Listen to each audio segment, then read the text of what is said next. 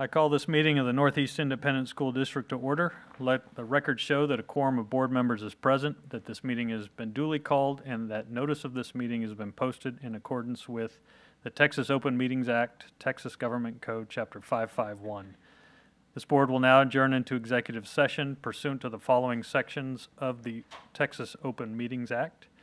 Texas Government Code Section 551.074 to discuss personnel or to hear complaints against personnel. Texas Government Code Section 551.071, private consultation with the board's attorney. And the time is 5:31.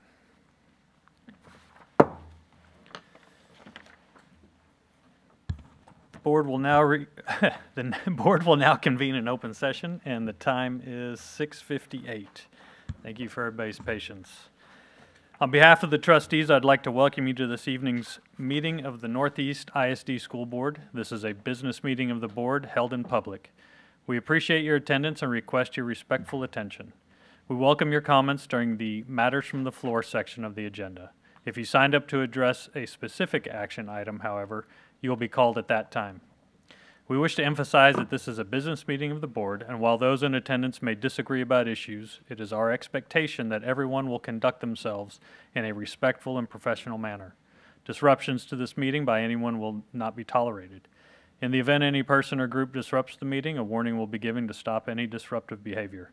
Anyone persisting in disruptive behavior will be removed from the meeting. The board may also call a recess in the event of persistent disruptions so that individuals who engage in disruptions may be removed. It is our intent to conduct the meeting in an orderly fashion. And finally, I'd like to remind you that it is the mission of Northeast to challenge and encourage each student to achieve and demonstrate academic excellence, technical skills, and responsible citizenship. All right. We are item 5, Invocation and Pledge of Allegiance. A, Wood Middle School, Mr. Brad Hensey, Principal.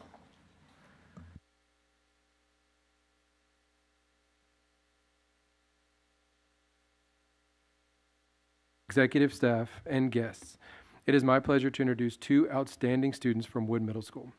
First, I would like to introduce Chloe Dudley and her family and friends that are here in attendance. Here to support Chloe is her mom, Kelly, and sister, Grace. Also in attendance is her mom's boyfriend, John, and family friend, Eva, who I found out today encouraged the family to make sure that Chloe attended pre-K through the district here. Chloe is an 8th grader at Wood this year, and she's an excellent student who is in all honors classes, is in our AVID program, participates in our academic UIL, and told me that she's going to play tennis for us this year. She is also earning high school credit in our Principles of Agriculture class. So Chloe, if you'll please walk up here and give our invocation.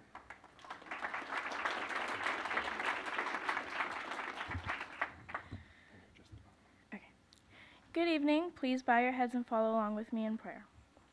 Dear God, we thank you for bringing us together, and we pray that you give us the strength to do our daily tasks with a positive attitude and an open mind. Thank you for all who are a part of our school. Please grant them your encouragement, wisdom, and peace. We ask you to strengthen our teachers with heavy workloads. May them be firm yet patient. May they support their students and motivate them to do their very best. We pray for those around us who are going through difficult times and that you grace them with your peace. May many find faith in discovering their identity in you and knowing your amazing grace. Amen.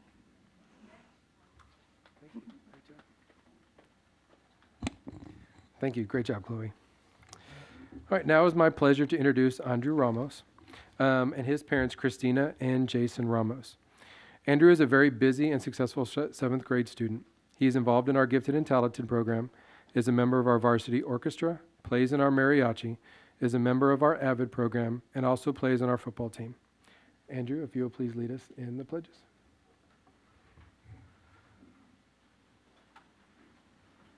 Good evening.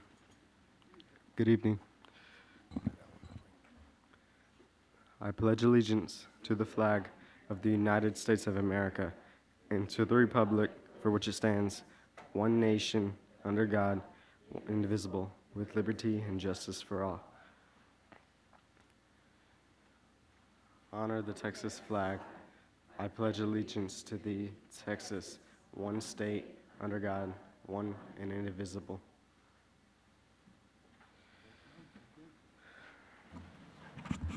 Chloe and Andrew, thank you very much. If y'all want to come forward, we have some certificates to give you, and you can take some pictures. Mr. Hensey, get the smile ready. And parents, if you want to come in the middle and take some photos too, you're more than welcome to.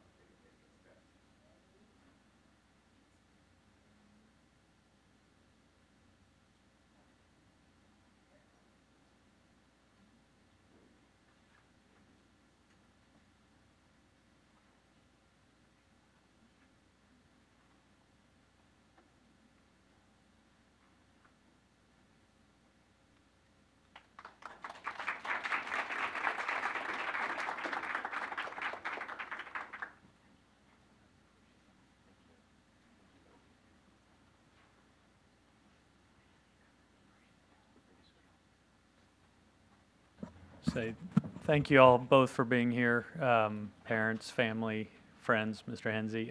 You all are welcome to stay if you want to, but I'm sure it sounds like you have very busy schedules, so you may leave as well. So thank you again for being here. Dr. Micah has to stay. He does not get to go. All right.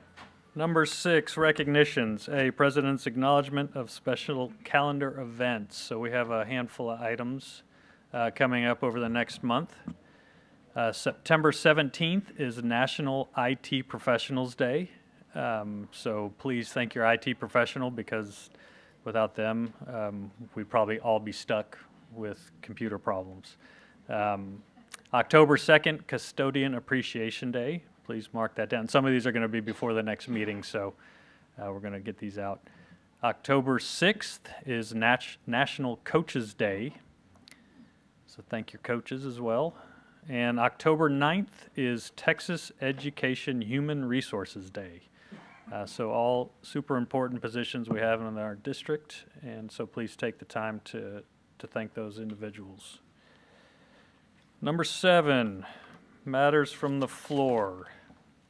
The trustees welcome comments from members of the public during this time of the meeting. Generally, board members do not respond to public comments during the meeting, although members may request further information or a future agenda item on a matter raised during public comment. As explained fully in the board's written procedures for this time, the matters from the floor portion is a limited public forum. Accordingly, speakers may present on a topic related to district business for up to 3 minutes, but are not permitted to make 1, personal complaints about an individual staff or board member that should be raised using the district's grievance policies, 2, a personnel action, 3, a student disciplinary matter, 4, a complaint about a particular student, 5, pending litigation. Any person who persists in speaking on these topics after being directed not to do so will lose the remainder of their time to speak and may lose their privilege addressing the board at future meetings. If you signed up to speak on a specific agenda item, you will be called up when the board reaches that particular item. Please remember this is a business meeting of the board. Any person or group engaging in outbursts of any kind causing a disruption to the meeting will be warned, and if they persist will be removed from the meeting. This is to ensure that all speakers have an opportunity to make comments without interruption and that the board members are able to pay full attention to speakers without any distractions. We also welcome written comments at any time, either through email at board@neisd.net or by mail care of the Superintendent's Office at 8961 Tesoro Drive, 6th floor, San Antonio, Texas, 78217. Ms. Secretary? All right. Number 1.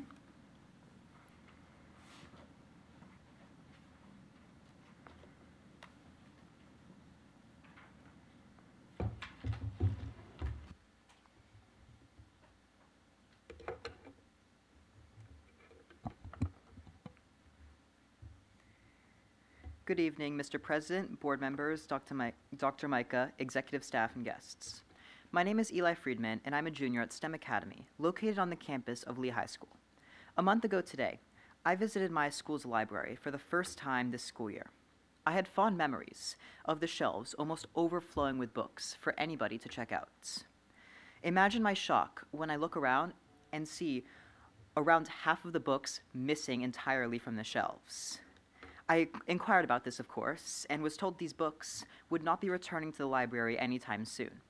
I looked online and found that NEISD, per the demands of a single politician, combed through over 400 books and topics to search for materials related to LGBTQ people, race relations, and even education on dating. Among these books are notably, this book is anti-racist, gender equality, and they called themselves the KKK. It is worth noting that this was not a law, nor was it required in any way. Most other districts of Texas, in fact, outright ignored this demand. I would like to discuss today why banning books has a negative impact on students. First, censorship limits freedom of speech. The majority of the banned books cover topics relating to LGBTQ people. By censoring this information, especially from teenagers like me, NEISD, whether on purpose or inadvertently, is removing LGBTQ people and groups from record and downplaying their significance. The National Institutes of Health conducted a study that shows a clear correlation between this practice and heightened suicide rates in youth. The converse is also true. Cincinnati Children's Hospital found an 18% decrease in suicide attempts in states with anti-bullying laws directly including LGBTQ people. So, by banning books related to LGBTQ people, NEISD inadvertently heightens the risk of students attempting suicide. Secondly, banning books stifles education and reduces academic opportunity. As a student taking 7 AP classes this year, I have a need for books above the young adult level to learn. This book ban reduces the educational opportunity of lower-income students without access to books aside from at school. Third, book bans have a historical precedent for being dangerous. In countries like North Korea, China, and Russia, where information can be hard to reach or inaccessible, leaders practice this same method of banning books and information. Already, Florida's House Bill 1557, nicknamed the Don't Say Gay law, has raised extreme public backlash due to its, quote, authoritarian policy banning curriculum and books related to LGBTQ people, the same topic as 63% of the books NEISD removed. Furthermore, by censoring information, NEISD removes the opportunity for free speech in what should be a safe space for students. I understand that simply not banning books may be a difficult decision to make, but I hope that the board can understand that I represent many students in NEISD when I say that censoring our information will be harmful. That's your time. I thank the board. Thank you very much. Number 2.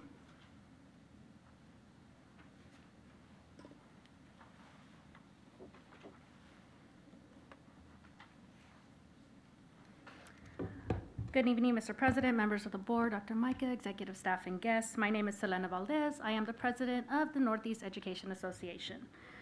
The union would like to formalize a practice that is already in place where the union talks to the executive staff and works well together to find collaborative solutions. The Northeast ISD administration and the Northeast Education Association work together. The union helps alleviate and address employee concerns so they do not reach the executive staff level. Northeast Education Association has already been invited to participate in multiple district-level committees, including the DOI, District of Innovation. The district allowed the unions 1 member, and the Northeast Education was the choice. We have several union members on the DEIC, District Education Improvement Council. The Northeast Education Association also participates and helps facilitate the fall and spring listening sessions. Northeast Education Association has members on the Teacher Incentive Allotment Committees, and we are the only union that supports a salary proposal each year. The union participation in these committees creates new channels of communication with district employees. We want to formalize this practice with the board regulation, with Northeast ISD working with the educator union. Please look for an email from us to discuss the next steps in making this a reality. The Northeast Education Association wants to continue the fruitful relationship the district has with their employees. Thank you. Thank you very much. Number 3.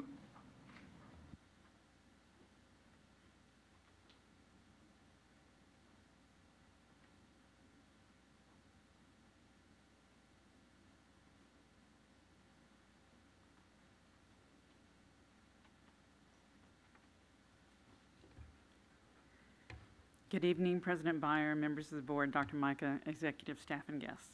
I'm Patsy Esterline, president of the Northeast American Federation of Teachers. We are pleased to see that a report on the effects of a voter-approved tax ratification election is on tonight's agenda.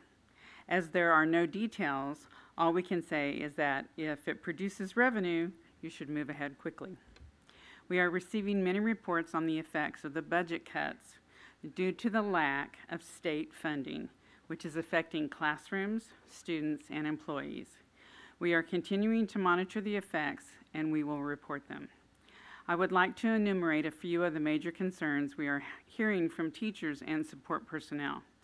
These include a lack of Chromebooks, which are critical for testing, and a lack of paper, with the admonition either stated or implied to bring your own paper. We also have received reports of class sizes increasing. We assume that some of that is purposeful, but in other cases, it is due to unfilled teacher positions. In either case, the educational quality is being affected. The lack of assistance is another problem, particularly as it affects special education students and elementary school classrooms. Students with chronic misbehavior or violent tendencies become a real classroom problem for the teacher. All of these concerns represent a shortage of funding. So again, we urge the board to do what is necessary to increase that funding. Regarding the local board policy updates, recommended changes, AFT urges the board not to approve them tonight as they have been withheld from public review. Of particular interest to employees would be those in the D or personnel section. Finally, we urge you to oppose the proposal up for a vote tomorrow by the Bexar County Appraisal Board to appraise residential property values every 2 years instead of every year. If approved, the proposal would cause NEISD and other districts to lose millions per year. And as you can see from my previous remarks, NEISD and its students, teachers, and support personnel are already suffering. You may oppose the proposal individually by emailing your opposition by 8 a.m. tomorrow at bod@bcad.org. Thank you. Thank you. Number 4.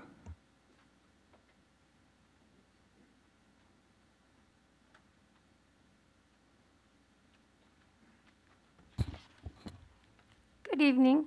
My name is Aileen Boone, and I live in 78259. I have a few questions for the board and Dr. Micah. At the board meeting in July, you discussed books that people felt were not age appropriate, and we were asked to submit them through a library website. I found that website, and on August 30th, I submitted 12 books for review. And I'm not sure they even were received because I didn't get an email confirmation, so I wondered what that process was.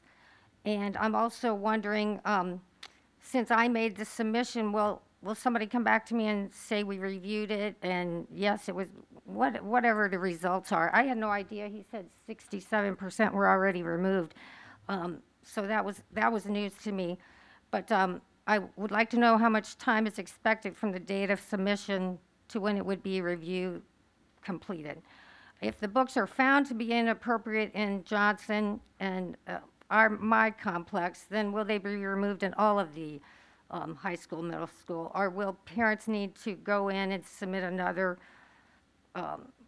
report of what they think? I feel like these inappropriate books are a distraction to learning the basics, and I was very disheartened to see the books in the elementary school. And I passed this. Mrs. Cox got an email. She was going to forward it to Dr. Mike, and I gave you all a copy tonight. So I just wondered what the process was, and I do thank you for your attention to this matter, and thank you for all you do. And I cede the rest of my time to Mike Osborne, number 5. Thank you.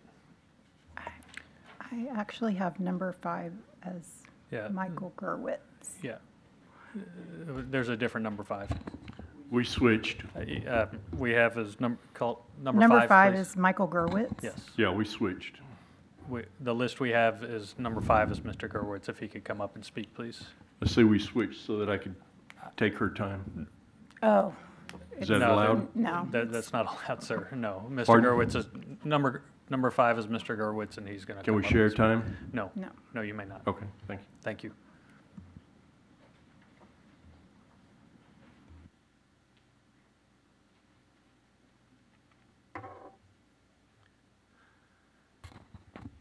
Good evening, Mr. President, members of the board, Dr. Micah, the executive staff, and guests. My name is Michael Gerwitz. I'm a 19-year resident of the district. I'm a retired member of the math faculty of Northwest Vista College, and most recently was an unsuccessful candidate to be a member of this board. I'm a data-driven person, and during my campaign, I obtained data from the district and from the TEA about our students' academic performance. The information I got from the TEA included STAR test results, Texas Success Initiative scores, SAT scores, and other measures of college readiness.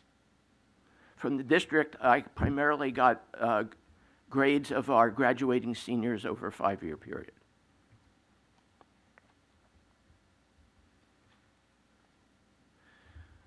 Unfortunately, I saw a disparity between the information that I got from the TEA results, the various TEA results, which indicated a lower level of academic achievement than the GPAs of our graduating seniors. For example, over a 5-year period, which was the school year ending in 2019 through 2023, more than half of our graduating seniors graduated with academic honors. And in addition to that, the average GPA of the bottom half of each of those 5 classes was very close to 80, a grade of 80. Impressive if true. It's astounding, actually, if true. At the same time, for example, the STAR tests for 8th, 9th, and 10th grade students indicated that 40% of those students were performing with English language skills below grade level, and approximately 50% of them were performing with math skills below their grade levels. In addition, I have my own personal experiences. As a teacher at community college, primarily I was teaching recent high school graduates. Additionally, I did some tutoring over the years of NEISD students. And as a candidate in the district, I talked to very many voters. And my experiences collectively, which I've included in a personal statement, indicate to me that That's your the time. outlier. I'm sorry. That's time. Thank you. Number 6.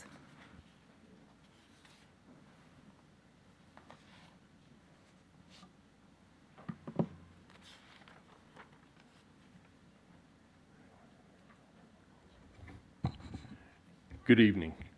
I'm Mike Osborne, a native San Antonian and taxpayer. I've come to talk about bullying. Some of many anecdotes, sans personal information. There was a reported suicide at Reagan High School. The director of communication told the newspaper that they didn't have any info, though it was ruled a suicide. NEPD was going to investigate. No investigation, no report, no transparency.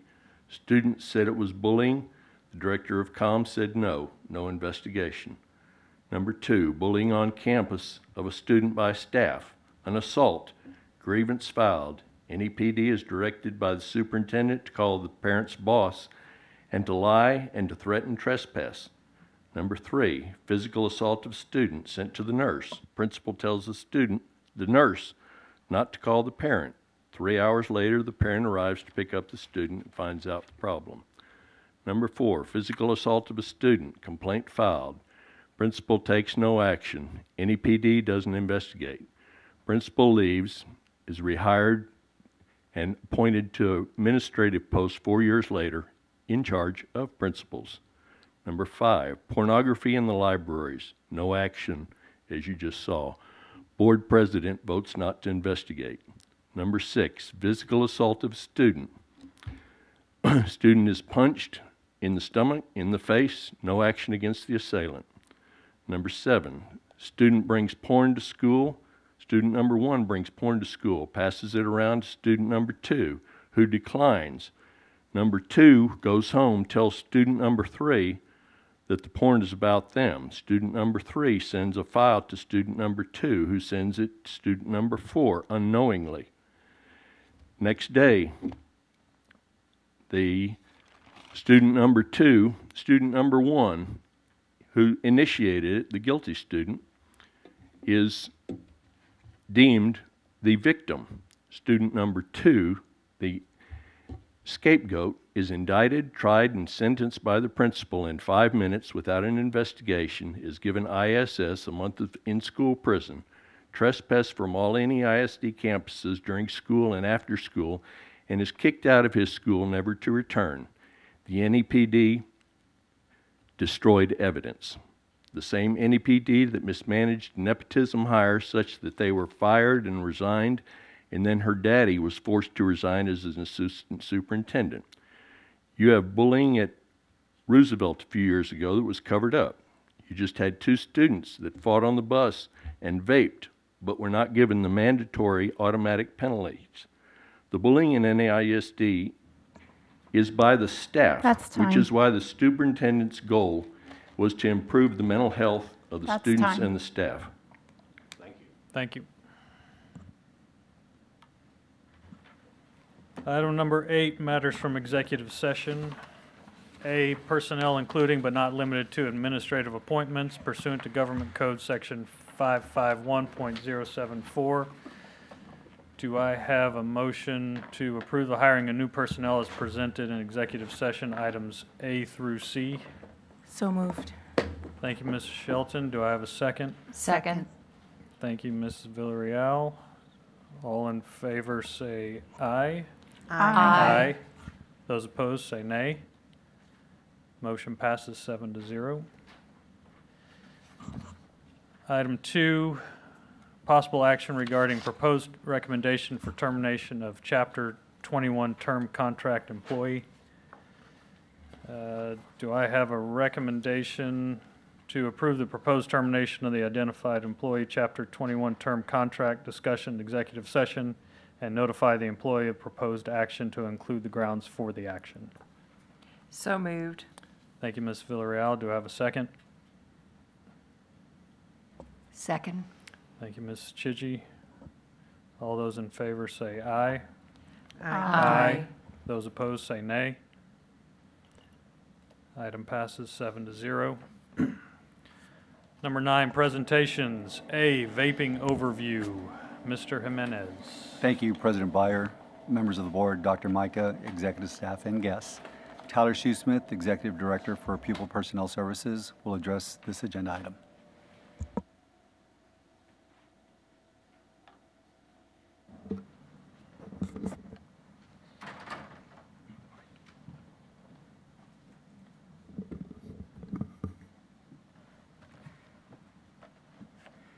Good evening, Mr. Board President, board members, Dr. Micah, executive staff, and guests.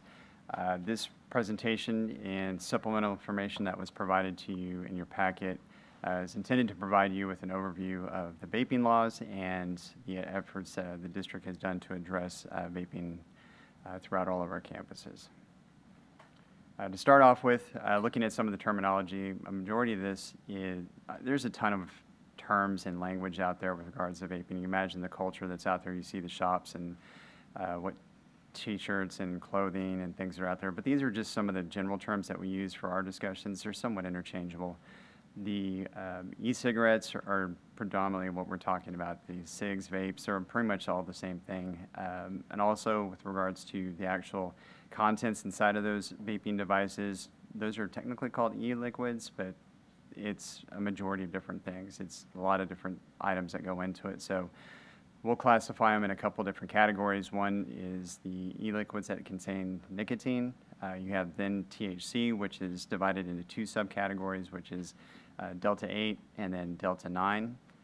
Just note that Delta 8 is not the same as CBD. It does still have psychoactive effects, just not to the same level of Delta 9. Delta 9 is like the typical, gets you euphoric high, kind of traditional THC, which you understand to be like, that's the felony level THC. And then we have CBD, which is, and also like non-nicotine oils and liquids. That's the majority that makes up the rest of the kind of liquids that go into it. Sometimes they're just like flavors or just a regular style of vape. But that's a pejorative group for the non-nicotine, non-THC. So there's kind of like those three categories with subcategories within them.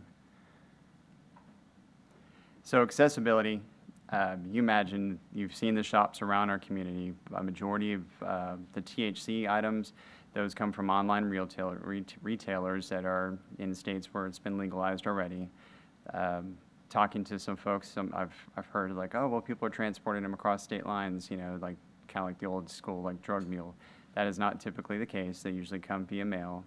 Texas doesn't have a law against the mailings. It is against the law to have it in Texas. However, though, the post office doesn't enforce it to the same level that you would expect. Back in the day, it was, you know, they would have dogs run, but after talking to some individuals at the post office, it's only when it comes in like large aggregate sizes, like almost like pallet sizes, are they running, you know, the same type of scrutiny over it. So the majority of this comes directly to the home or to a P.O. box.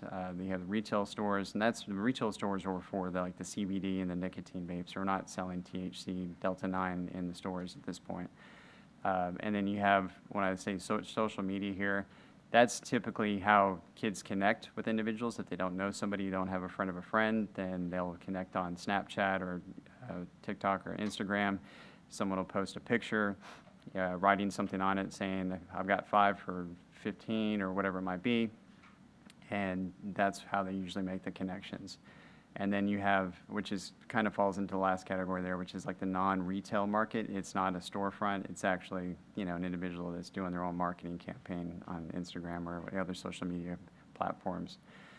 On the legal side, in the supplement, I've listed out quite a few of those statutes that relate to vaping within Texas. There's a couple of federal statutes in there as well. This is just the high arching overview. You have to be 21, obviously, in the state of Texas. There also is a federal law. There's a state that matches the age of 21. We thought it started here in Bexar County, but then also you saw it in other areas in the state of Texas, and they finally passed the law to say you have to be 21 years old to purchase it. But there also is a companion federal law that goes along with it. Retail shops, they can't post advertisements outside the shop itself within 1,000 feet of a school or a church. They have to verify, you know, the age within the store and vending machines. Just so you know, the THC, the Delta 9 that we're discussing, the minimum state penalty is a state jail felony, which is 0 to 2 years, and state jail felony filers. Excuse me? Yes, ma'am. I'm sorry. So it's not that they can be 1,000. Ms. Shelton, do you mind using your microphone? Thanks. They can be they can be housed 1,000 feet from the school, but they can't advertise. That's correct. Right? The So that's signs, why like if you put a billboard or, you know, a storefront sign that is advertising, it has to be within 1,000. It cannot be within 1,000 feet. But the store itself can. There's no law against how Right. close it is to the school. Right. Okay. And then, as you know, I outlined the House Bill 114 in that supplemental packet for you. Mandatory DAP for e-cigarettes and also THC. It's always been for THC. It just used to be a mandatory expulsion, and now it's a mandatory DAP placement. Now, moving on to what the district has done to engage in this, you know, our battle essentially with, you know, vaping across all of our different schools. I remember distinctly, I was in the hallway. I think it was second day on the job with my previous role as a senior director, and I got a call from Dr. Micah, and he said, we really need to do something about this vaping issue. I had peripherally understood what it was. I just hadn't heard it on the discipline side because I wasn't typically involved in discipline back then. So we enjoined quite a few members in the district, police officer, NEPD, Chief McCampbell was there, Learning Support Services, all the different guidance pieces in the district. Counselors, principals, we got together really trying to think about how can we engage our kiddos and help them understand what the dangers are. We enlisted Region 20. Larry Rodriguez with Region 20 was working on the school safety side of the house, and he came in to provide some very well-vetted videos about the dangers of vaping and exploding devices and things that really could harm our kiddos, and really push that out. So if you'll notice in this presentation, and when you go to your packet online, those blue links there, those are all just samples of media blitzes that we did, things that Ms. Chancellor and her team put together for us. And her team also at the same time helped us build this website, which is Escape the Vape. Pretty catchy name. We built it for resources so that we could direct traffic to it, so that we could give information to parents on a regular basis. And then the campuses, in turn, then led quite a few of their own campaigns, which they continue to do today. Many of these things are still in place, but that's initially how it all started. Really trying to hit, in a multi-layered effect, hit all of our kiddos at the same time with different ways in media to be able to engage them. Guidance and support services, some of the continuing things that they're already doing. We have our, I still pejoratively call them stand counselors, but there are student mental wellness and well-being counselors. They are still providing and supporting the counselors on the campus, doing their guidance lessons. If you remember, we had the PTA statewide forum, so we participated in those. I was on a panel for that, along with my predecessor. T-Chat is a huge component of our counseling for referrals. T-Chat, which is the Texas Child Health Accessing Through Telemedicine, one of the worst acronyms of all time, but it works really great for our kiddos. Essentially, they have support that a kid can go through counseling. They do chemical dependency support through therapy. These are master level therapists. And then we also have our counselors that are in small group or individual support. And then we have our family engagement side of the house, which is our family specialists and those engagement liaisons. We've had multiple guest speakers live. I received the notifications throughout the district from the family specialists promoting all their events that they're having. You may probably receive them as well. They seem to be pretty frequent. Live and online engagement events, those are super important. I'd like to draw attention to October 10th, not a flash drive.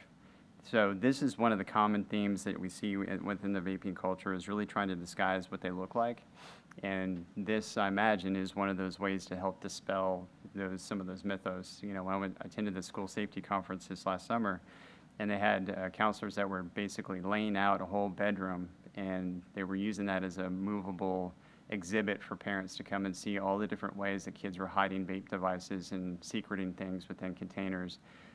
Which is really interesting, just really ingenious about how people go about doing it, but really helping educate parents along the same way, so that they're able to identify it in their homes. The difficulty it is to uncover some of these things, because it's pretty easy to hide. And it doesn't have the same kind of lingering smell and extras that, we knew when we were growing up about how you can tell if someone's using, the vaping device or smoking, marijuana or something. So.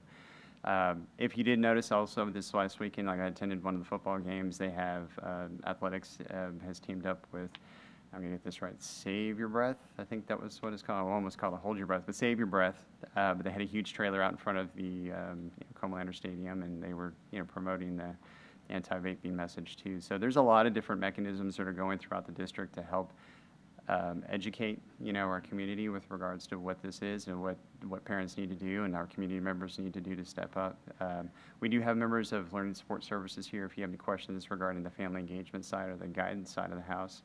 But other than that, I'm happy to answer any questions for you. Yeah, Tyler, if I'll just add on, and Ms. Shelton, you brought something up that I think is one of the big hot buttons right now that people aren't understanding. I think you hit upon it beautifully. There is no law and there is no ordinance to restrict the distance from our schools.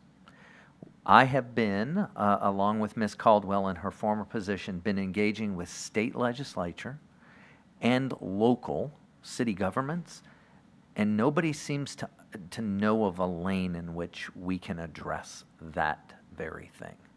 So what we're seeing and what I've asked our folks to work on is really looking at where these vape shops are popping up. Mr. Jimenez and I actually, it was Friday, right, engaged with a local or a state representative, and I said, I'm really trying to figure out concentration of where these places are popping up, and they said, we would love to see that when you get it done, because they're trying to wrap their heads around how pervasive this issue is. They're hearing it anecdotally, but they want to see something right that they can look at and say, yes, look, because as we express to them, these aren't just popping across high schools. These are now across elementary schools. They are right there. Put your mic on. So, similar to a liquor license, right? You have to put the sign in the window, and it has to be so many feet from a school or a church. Is there an opportunity for us to try to help guide that? Yeah, so that's a great question, because that was kind of what we approached. The problem is it becomes around convenience stores that do other things. That's the issue, right? Like the vape shop is one thing, but they're not just being sold in just a vape shop. They're being sold at Valero or Shell or whichever, right? Pick a convenience store and they're there. So it's how do you do something that not only restricts it for a store that's all they do, but also all the other access points that you could get it. Does that make sense? Thank you. Mr. Shoesmith, thank you very much. I know, Mrs. Cox, you brought this up a couple meetings ago, so I want to make sure you had an opportunity to ask your questions, and then we can work around the dais for anybody else. Well, I just want to say thank you very much. I hear a lot of questions and concerns about vaping, and so I was also trying to figure out how a vape shop can be right across the street from a high school, and realize that that's kind of a gray area right now, and I don't think legislation or ordinances, city or state, have caught up to that. So I appreciate this presentation. I did have one question, just looking at some of the numbers that we were sent. The numbers have gone down, which is great. So I was just wondering what you might attribute that to. If that's to HB 114 or just a PTA program or what the campus is doing, at the individual school, or if you had any ideas about what that was attributed to. It would be presumptuous to me to say it would just be House Bill 114. There are many different factors happening at the same time. It's also at the same time, the year that it passed, September 1 last year, when House Bill 114 came into effect. And you could say pejoratively, but yes, it possibly had an effect on it. So I would say maybe, yes, it did, but also our numbers are still very high, and it's still a significant issue on our campuses. Yeah, I think, Ms. Cox, what I would encourage you to do, and my folks over here on the right, I think, get tired of me saying it, but it's never single causation. It's always multi-causation, and there's always other factors at play. Part of it is just how hard it is sometimes to find these things. I think that's the other piece. Is one is sure it's restricting it around our schools, but it's also in how these devices are being manufactured to be hidden. And then to question, no adult really, why does an adult need to hide a vape? They don't. So then who are you really marketing the vape to?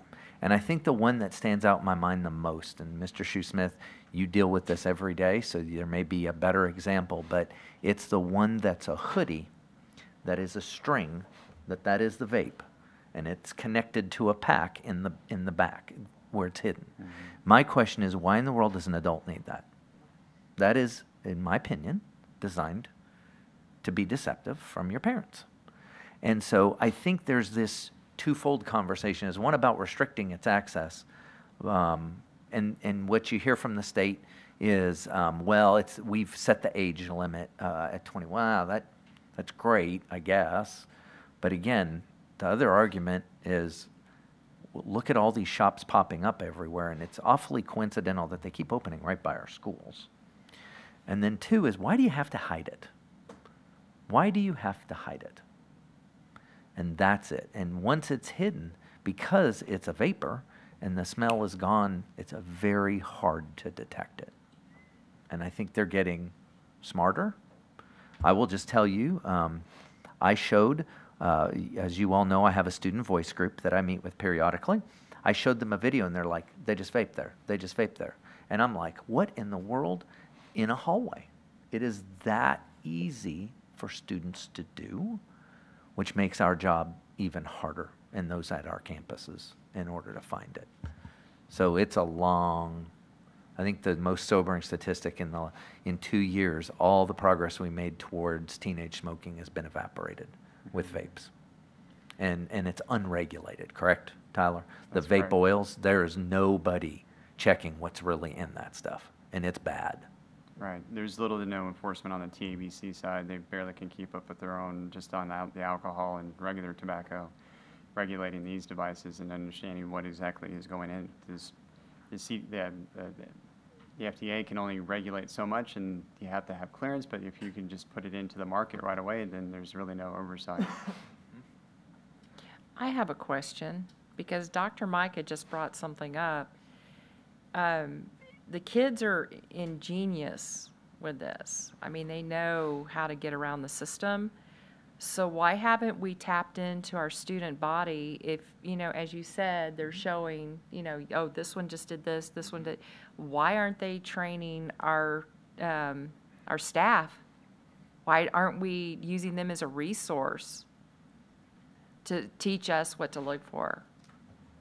I can tell you, Ms. V, that there are a lot of campuses that are doing just that. They are talking to their students about what to do. I think at some point, and again, I think you and I have had this discussion, but we are fighting a battle that many parents don't understand. They think it's safe, and so they're permitting access to it. Mr. Shoesmith, you have tons of examples of this. Exactly. But so not only, I think in some ways kids are still trying to figure out what they're supposed to do, because if they go over to somebody's house and they're permitted to do it, now what? Now what, right? Like, this is a massive problem. I talk to superintendents everywhere, all over the nation, and this is something that we're all trying to wrap around. And Ms. Cox, you said it best. The laws and stuff just haven't caught up with this. It just hasn't. Have any children died from this? Is this something that is it fatal? Can it be fatal to children? Or Anecdotally, I anybody? know of stories. National statistics I wouldn't be able to tell you, but we can probably get that information for you. I know that there was always issues with pulmonary distress that kids would have, or over inebriating themselves with THC because the potency levels are so high. Right. And this is such a new phenomenon. I think the long-term effects, look at when cigarettes were around, and it took years, right, for us to really see the damage it was doing. I think that's what we're in right now. They're seeing some things. I know Coach Parker and those folks talk about it a lot with their athletes because of it, but there's just, again, there's just this belief that it's safer. Smoke to live. You see these shops called that. It's like, that's just simply not true. But there's this belief that it's safe because it's water vapor. Right. That's what people think. They don't understand what's really in it. I do have to say, though, to our students' credit, there are many instances on a weekly basis that when students are referred for a placement at the AP, we read through the narratives, we read through the witness statements. Many times it's students reporting on other students. They've come to the teacher. They say, look, there's kids using the restroom, and if they're vaping in there, I can't get into the restroom. Tip lines that come in reporting their friends in their friend group because they don't feel comfortable being around it. So that is, it's not all, yes, it's a horrible thing. However, though, we do have students that are standing up. Are there consequences, I assume there are, and are they severe enough for the vape shops when they sell to minors? I couldn't tell you exactly. I know that there are fines and licenses that could be revoked. Now, whether or not those things are happening, I wouldn't be able to tell you, but we could probably look it up. Chief, you don't know, do you? No. We can find out for you and let you know. My hunch is probably not, but again, it's this new arena that we're all trying to figure out. So I'm not sure if that's even caught up to it yet. The kids are being punished, and the adults are making money on that. And it would just seem like if we could tighten our laws, and I know that's not something this board can do, but it certainly is something that we can advocate for. Right. But Ms. Chidgey, like I said, this is something that we've been talking about now in Austin and local governments now for over a year. as well as speaking with Texas PTA as well. Everyone's trying to figure out the lane to get in, to figure out how to rein some of this in. And I think it's just keeping it at people's forefronts and not getting frustrated by it, but keep looking at laws and keep talking to people. Eventually something will get figured out and we'll start progressing.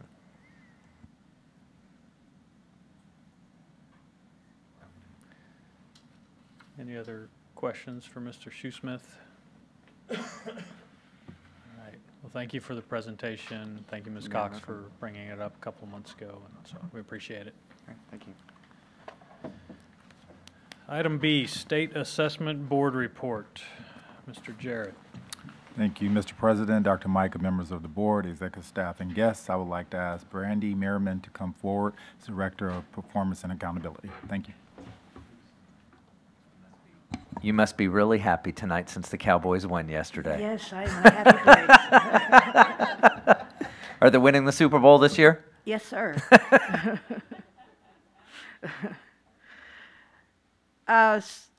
Good evening. How's everyone doing today? President Beyer, executive staff, guest.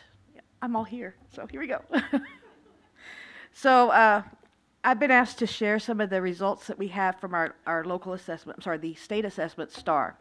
I pulled the data from the state and regional accountability reports. They have been released, and from the confidential Northeast accountability summary.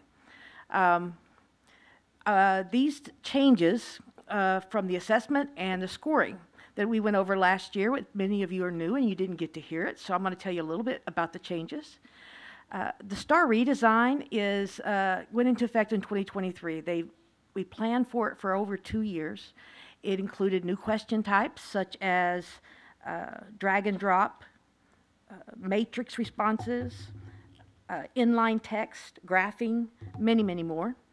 Cross-curricular passages were the passages that are related to things that they've learned in class, so things that they've learned in other content areas. So the RLA passages are not random. They are related to the things that they learn in science class or social studies class. Evidence-based writing, they have writing in almost every subject. Evidence-based writing means that they have to respond based on what they're reading. They have to give evidence from those particular passages. And online testing, we've been doing online testing probably for 3 years in our district, but it's been required for 2 years. And then the accommodations that are provided through this online testing. Then they've also provided changes for the accountability system at the same time. In 2023, they changed the scaling for college career military readiness drastically. I'll share more information about that. They've also have new methodology for measuring growth. And they had some major changes in the closing the gaps domain. I want to encourage the board to ask questions as we go through this. Interrupt me, throw things at me, whatever you need to do so that we can answer your questions as we go. These changes resulted in some judicial actions by several districts, and 2023 and the most recent 2024 A through F ratings remain pending and subject to change based on judicial rulings. So we're going to go through each domain. This looks kind of funny. They've changed my, I spelled that right, believe me. So student achievement domain is based on STAR performance, college, career, and military readiness for our high schools, and graduation, again for high schools, 4-year, 5-year, and 6-year graduates. I'm going to go over some STAR data right now. We're going to focus on MEETS level performance. You might recall that performance is divided up into approaches, MEETS, and masters. We're going to focus on MEETS because most of the trends that you see in MEETS are the same trends you see on the other performance levels, and plus MEETS is where we want our students to be. So we have a timeline here from spring of 2019 through the most recent year of spring of 2024. You'll notice that this 2020 STAR is kind of blocked out because that's where our COVID year was. And the STAR redesign is also noted on the timeline. I'm going to show you 3 lines. The first line is the state. The state meets performance. This is all students, all subjects combined. That's how they measure us for that domain, domain 1, is they put all tests in one big bucket. And the report that the state and the region released is all together like this. So the meets level performance for the state is measured by, or indicated by the solid blue line and the light blue boxes. The region is indicated by the orange line and the orange boxes. And then our data has a gray line and the dark blue boxes. So you could see, based on COVID, we had a little bit more of an impact from COVID, pre-COVID to after COVID. And then as we've gone through the STAR redesign, when you put all tests together, we really didn't have much of an effect, although the state and the region went up and we stayed the same. And then the most recent year, the scores went down for us by 2% for meets, and for the state and the region, they went down 1%. This test was not changing between 23 and 24, although anecdotally from the content specialist and the assistant directors, they felt the test was harder between 23 and 24, but I don't know, except for the fact that our scores went down, if that's an accurate statement. So this is all test, all subjects, and again, that's how the state releases the data. They also provide the data by subject areas, so math, reading, science, and social studies. So we're going to look at the data the same way. Our RLA data is next, and again, the lines work out the same way. Our district is in the dark blue boxes, state in the light blue, and the region in the orange. This is again RLA, which is reading language arts. Remember that all grade levels have writing in them based on the STAR redesign. It used to be just grades 4 and 7. Thank you, Patsy. Our math data, you could see what we talked about after the COVID, that it affected our math scores the most because of COVID. The STAR redesign, our math actually went up. But then again, the most recent year, for some reason, the scores went down. Yeah, we did. Okay. And we will celebrate that, and we have. Our science data, again, well above the state. Again, this is meets level performance. I want you to understand that the 51 doesn't mean 51% of our kids passed. It's 51% of our kids at meets level performance. That's what they determine to be college, career, military readiness by the time they're done. And that means they are ready for the next grade and willing to learn it, I'm sure. And then social studies.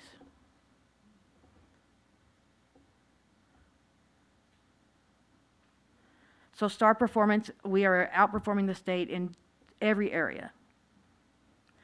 Now we also have in Domain 1, college, career, military readiness. So these are data points that are a year in the rear. So they have, the data for 2024 is actually our graduates from 2023. And these are the students that have met or exceeded the at least one, many have multiple areas of college, career, military readiness. So again, the district data is in the dark blue and the state is in the light blue. Yes, ma'am. So, first of all, congratulations. Mm-hmm. We're killing it. Yes, we are. In a great way. Uh-huh. But what happened right here? With the state is somehow beating us here. Do we have we've been behind the state since 2019, obviously, and we had the same effects when it comes to, you can kind of see the lines are parallel. I will say that we have heard, and Dr. Michael can attest to this, many different reasons why this is happening, and some campuses and some districts are playing the game. Yep. So may I chime in, Ms. Brandy? Absolutely. I'll let you get started, sir. Because you know it's always going to move me to do something, right? So, Ms. Shelton, this is those pieces where, as a district, you can either play the game of accountability, and that's what I'll call it. I don't like calling it that, but I think people think of it like that. It's how to game it. So they put all their students in a career and technical class, whatever it is. Pick one. And especially, sure, could be Microsoft, right? And so we just put all of our kids in it. The other thing is you got to remember in our district, we offer a lot of different varied CTE. So in some of these smaller districts, they may do 4 and they just force kids into them, okay? Because then you get a spike in your accountability. We don't really play the game, so to say. We tried, I think what our take is and what I believe in is we're going to do right by kids. And so, you know, whatever that is, we're not going to force you into, because if you're not about career and technical education, but you're about band, go take band. You see? Like, go take band. We're not going to take a class on you for this. There's a couple of other examples just to share. The state provided us some information. So like there were 15 schools where more than half of their students got college career military readiness by passing a Google Analytics assessment. 35,000 kids in 2 years that we measured had Microsoft Office, Word, and Excel. And all these are very valuable skills. They don't necessarily are not career readiness, So it might help you in the job, but so anyway, the state is making some changes in that area. They have some what they're calling sunsetting IBCs, and these are IBCs that they are phasing out because so those are industry-based certifications. Thank okay, you, sir. I'm gonna chime in because. Yep, because there's just so many acronyms in education. So it's industry-based certifications. The interesting piece is who decides what counts? The agency. All right? That's always sort of a rub for us, Mr. Jared, is it not? Yes, very, very much so. And then the other piece is our kiddos have to complete a coherent sequence, and they may sunset one of those certifications that they were in a coherent sequence with as well. So it's kind of challenging trying to stay aligned with the state expectations along with the district, and so that creates some of those challenges. But I also will mention this is also college readiness as well. And so we also try to have our kids diversify their options. So some kiddos may take college credit earning courses while others take industry-based certifications. So really, it's trending in the right direction. But to Dr. Michael's point, we're not going to play the game. We're going to try to get kids into the seat that's going to put them in the best position long-term versus short-term gains. Right. And the issue, y'all, that I have with this coherent sequence, this is just what I believe. I believe that part of a child's K-12 education is figuring out who they're going to be. Like, I look back when I was 22 and I still didn't know what I was going to be. Like, that's just honest. I had to take some time to do it. We now expect our kids to come into the 9th grade and choose what they're going to be at 14 years old. Because they have to pick this pathway. I'm not real good on that one, to just be real frank with you, because many of them don't know. And I think part of this whole piece, this coherent sequence, if you don't take them all, then you're a non-counter. You're supposed to explore and figure out who you are. And your interests when you're 14 oftentimes change when you're 18 or when you're 52. Just throwing that out there, right? Like, things evolve. But again, because there are places that play this piece, the state imposes things like that, and we get into this, in my opinion, we're on a hamster wheel. We're just running in place and not getting anywhere. And I would encourage us, as a state, with parents, just like what I wrote on my op-ed, to sit back down and say, let's just start again here and think this through about really what matters. Sorry, Brandy, go ahead. It's all right. And this is when I don't get to say anything about class multipliers and AP classes just yet, right? All right, thanks. So all of these changes, and he's correct. They keep making a new rule or making an exception because of one or two, honestly, a little bit unfair practices of some campuses. But we really want 100%, and we're going to keep going and get them there. The state, because we're talking a little bit about our accountability grade, the state prior to 2023, which was the class of 2022, those kids were already gone when they made this rule change. A 60, which we had in 2022 was an A, and now an A is an 88. So our 70, which would equated to a high B, is now a 74. So the changes that they've made in the laws to help us get that 100%, which I completely agree with, is changing our accountability grade along the way. So we have to be aware of that. And so on a positive note, we have heard from some legislators right now that are looking at this and really saying, you know what, when changes like this are made, they shouldn't be counting on kids that have already gone through the system or that are in it.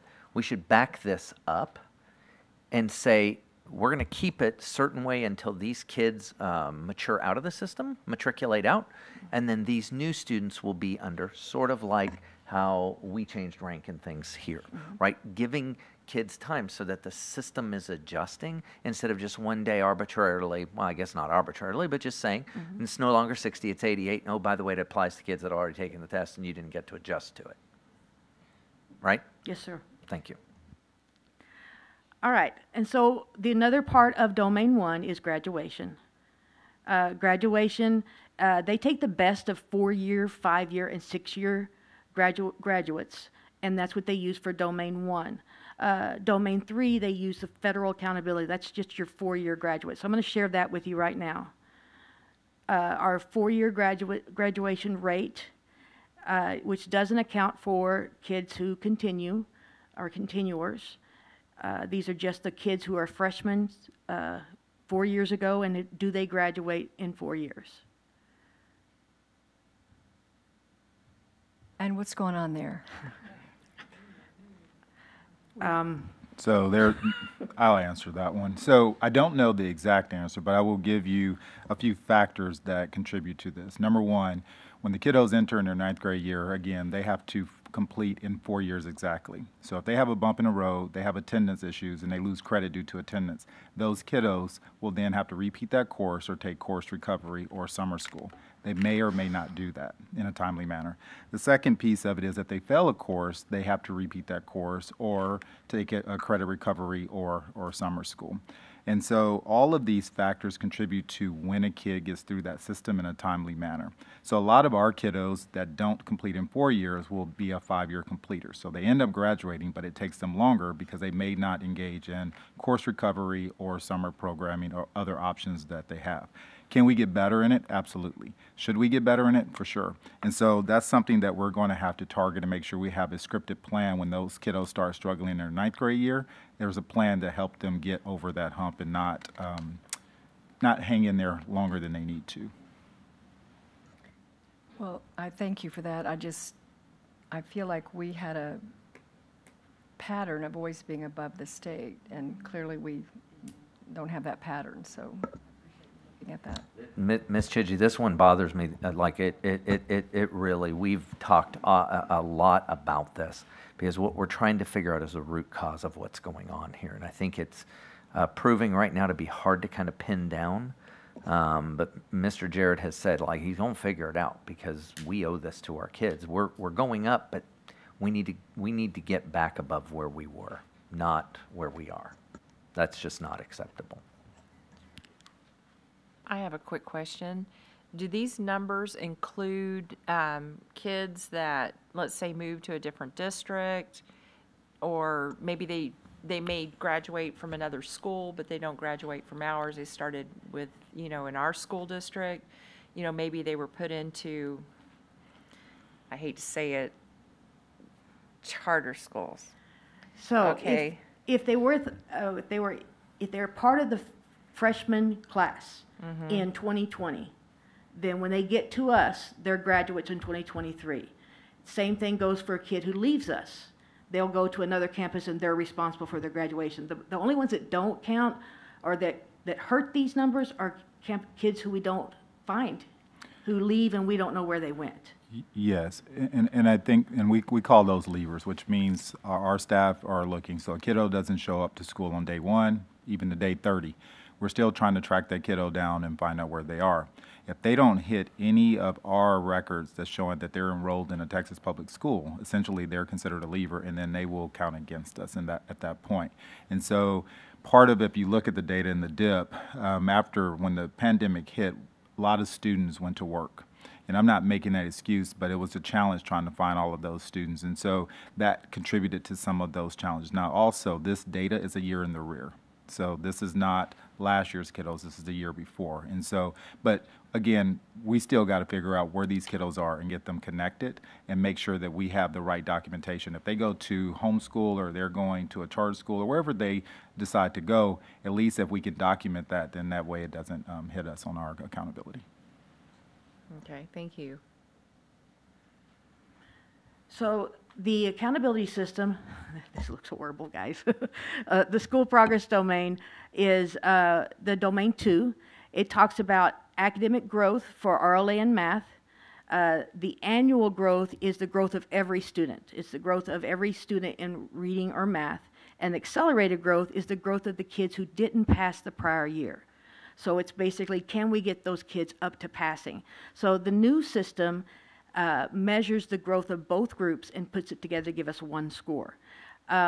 Typically, or prior to this year, or prior to 2023, each student can earn growth based on their own scale score. So if a kid's scale score increased so many points, they got growth. But now they measure growth by, it's almost like buckets. It's called a transition table. And what they've done is they've divided up the performance levels that used to be 3 performance levels with did not meet as one of them into 6 different areas.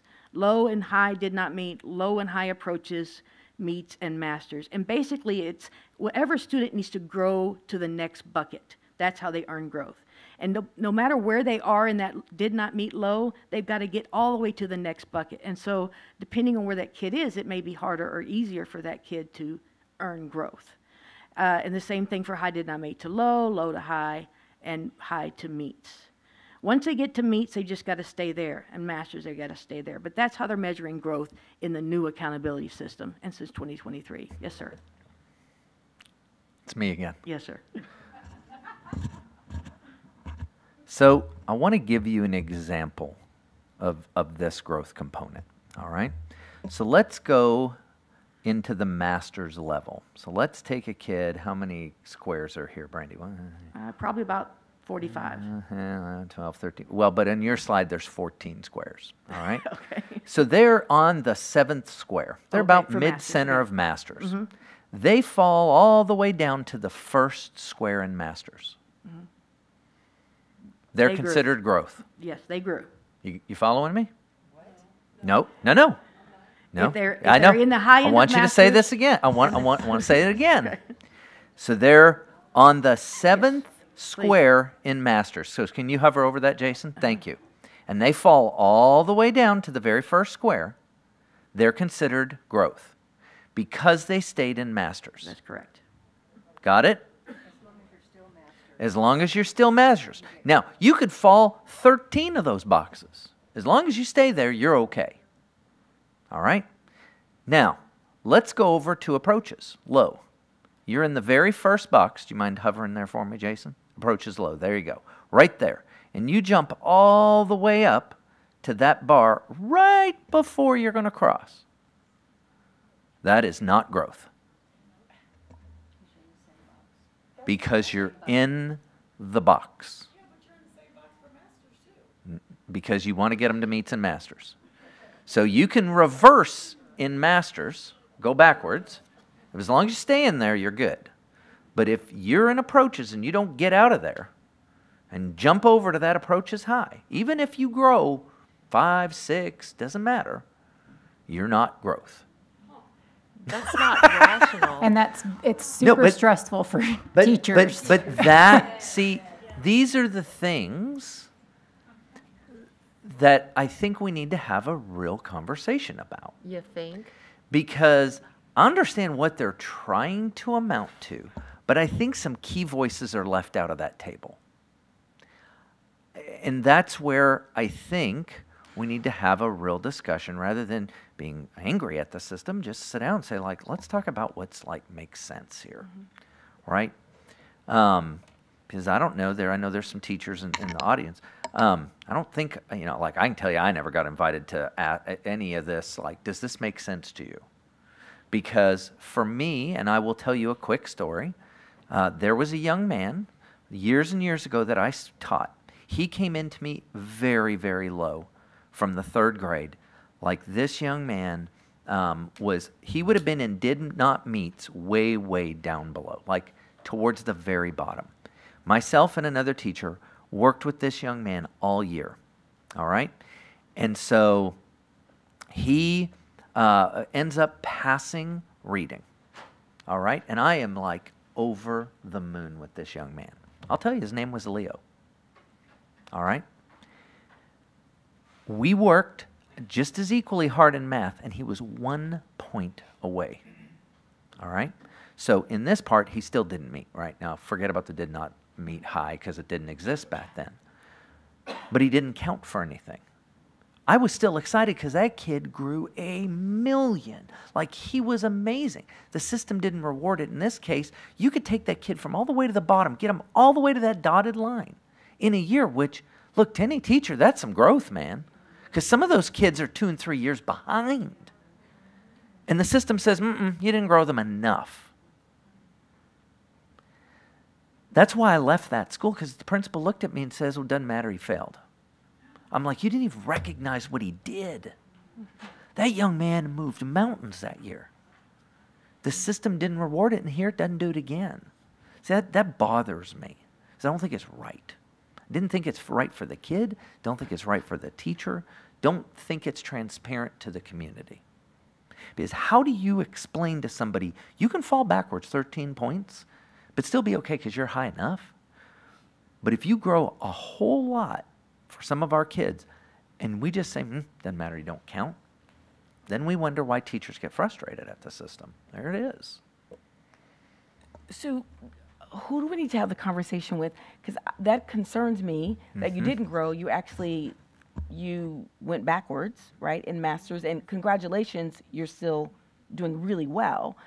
But as we work to build students' self-efficacy and their confidence, we must reward every step forward. So I guess I'll go with you. Who do we need to go have the conversation with, and what data can we take forward to show what that looks like? So, Ms. Shelton, look, first of all, I'll tell you, teachers do exactly what you're saying every day. They're rewarding kids for that. That's why they're good people. Teachers are rewarding those students for the growth that they're doing. Like, I don't see, but the problem is the system of accountability that is to be so transparent obviously isn't. You see, where do we go to have those conversations? It's the legislature. They are who enact the changes to this. Yeah. All right. And again, if you go back to the op-ed that I wrote, our letter grade is made up of about 2,000 data points. If 2,000 things are important, nothing's important. Right. Like, it's just that simple, right? Like, it's become bloated. And again, I think we're all too busy. I'm an old man now, so I can say this. We're all shaking our fists at the sky. And it's like, why don't we sit down and try to start being solution-based? And stop being, I don't like it, but I'm willing to sit and have a real tough conversation around it. So let's have a conversation rather than just either side being upset about it, I think is how I'd say it. So, yeah, you're welcome. We give you all sorts of data. Yeah, let's go, because I think I have a kid who struggles with standardized testing.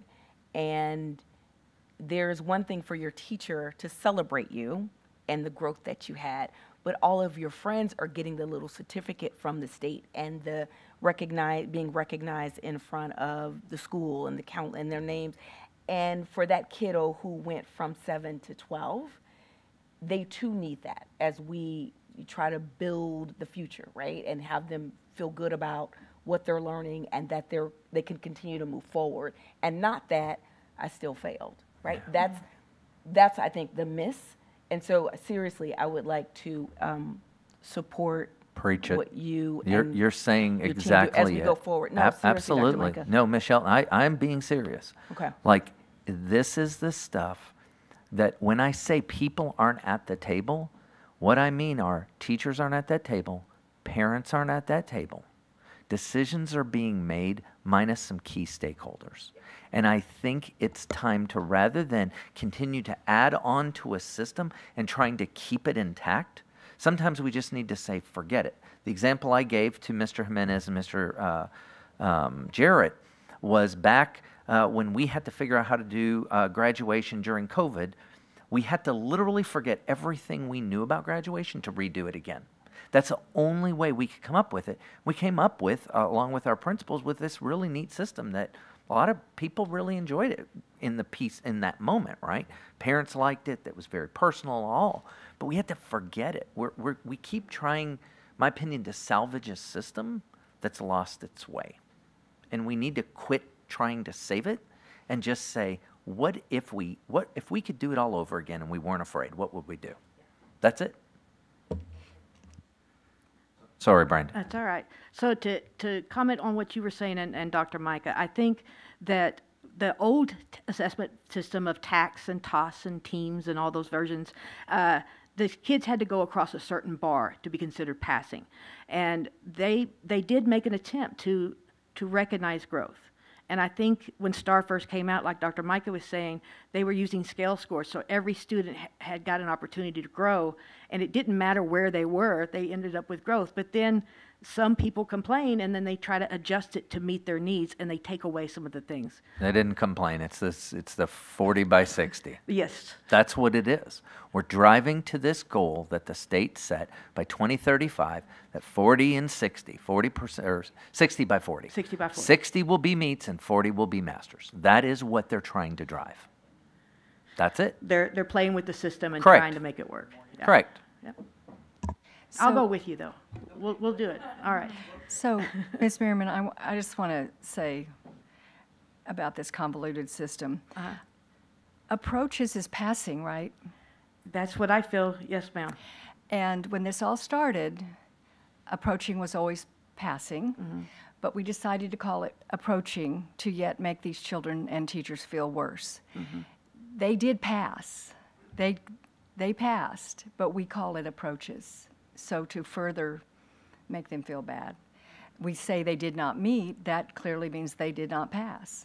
Approaches, we don't look at the graph on approaches, it would be much higher.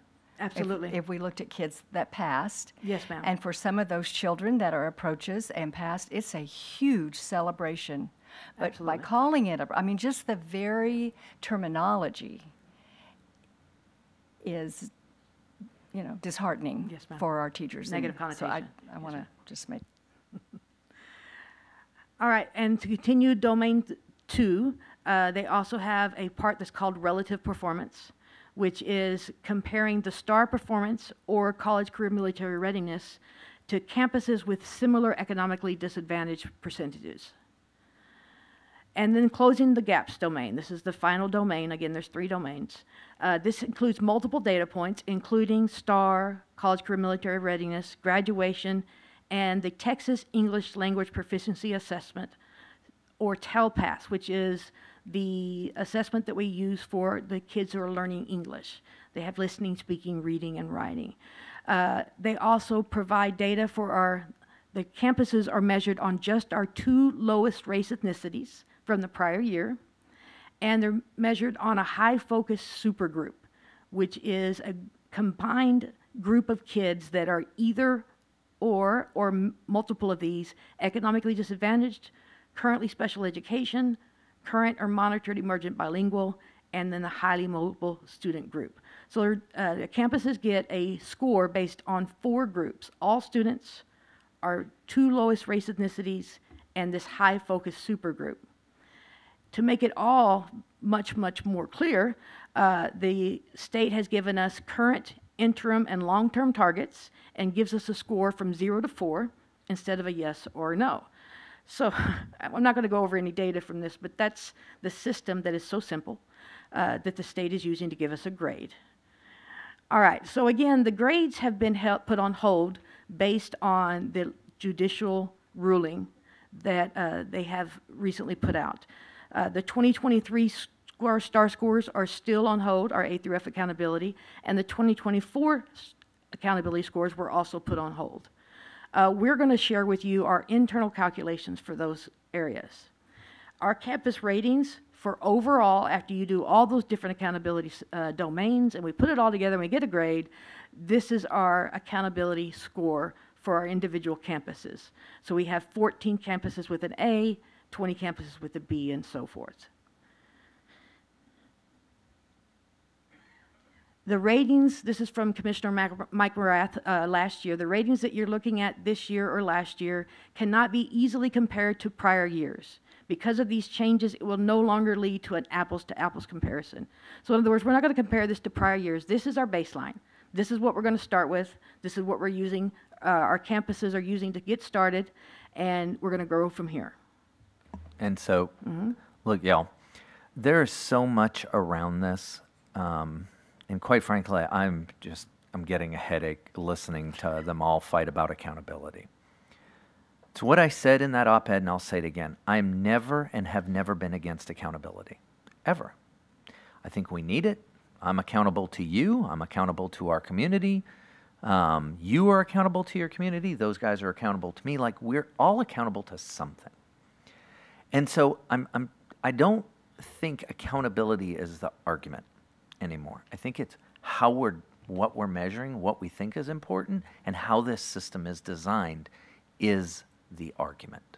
Because what you hear so many times is, I hate STAR, or I hate this, but STAR and accountability are two different things. STAR is the test that this whole system goes into that creates these letter grades.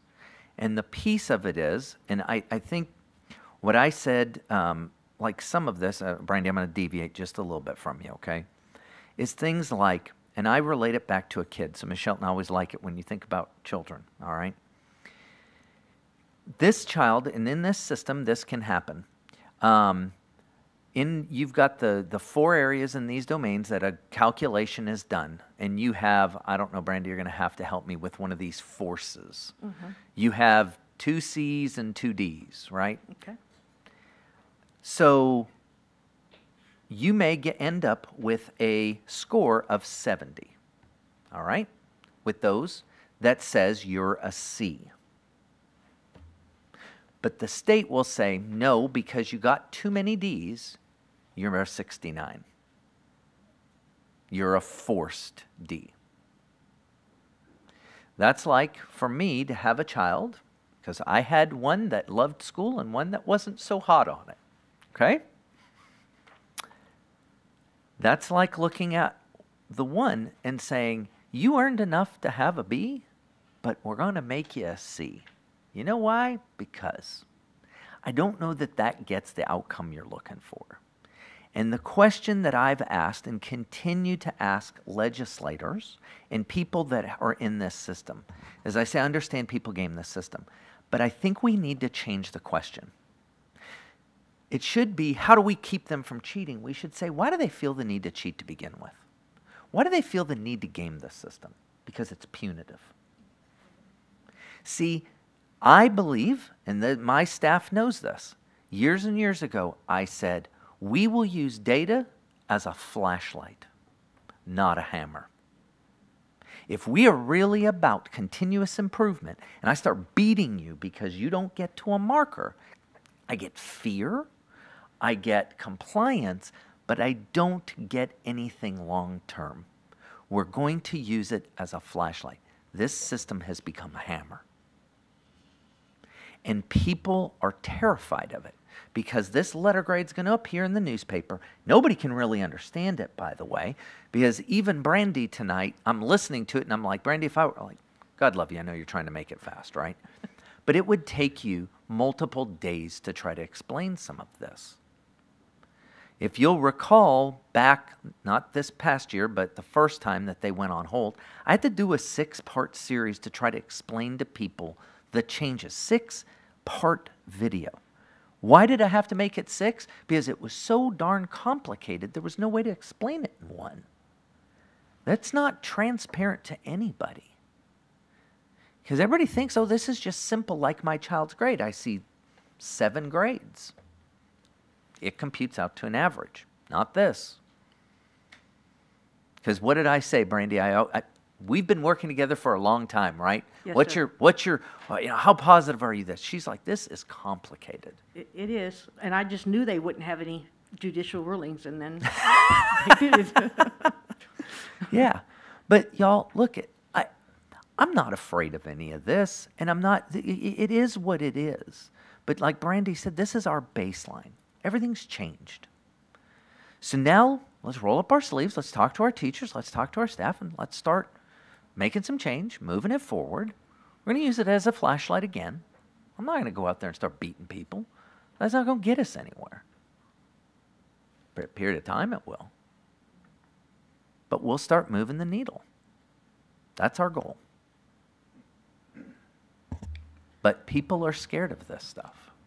Teachers, principals, because it gets into the media and people run with it. And then nobody really understands even what it says. Correct, Brandy? Yes, sir. Okay. I'm done. Okay. Thank you.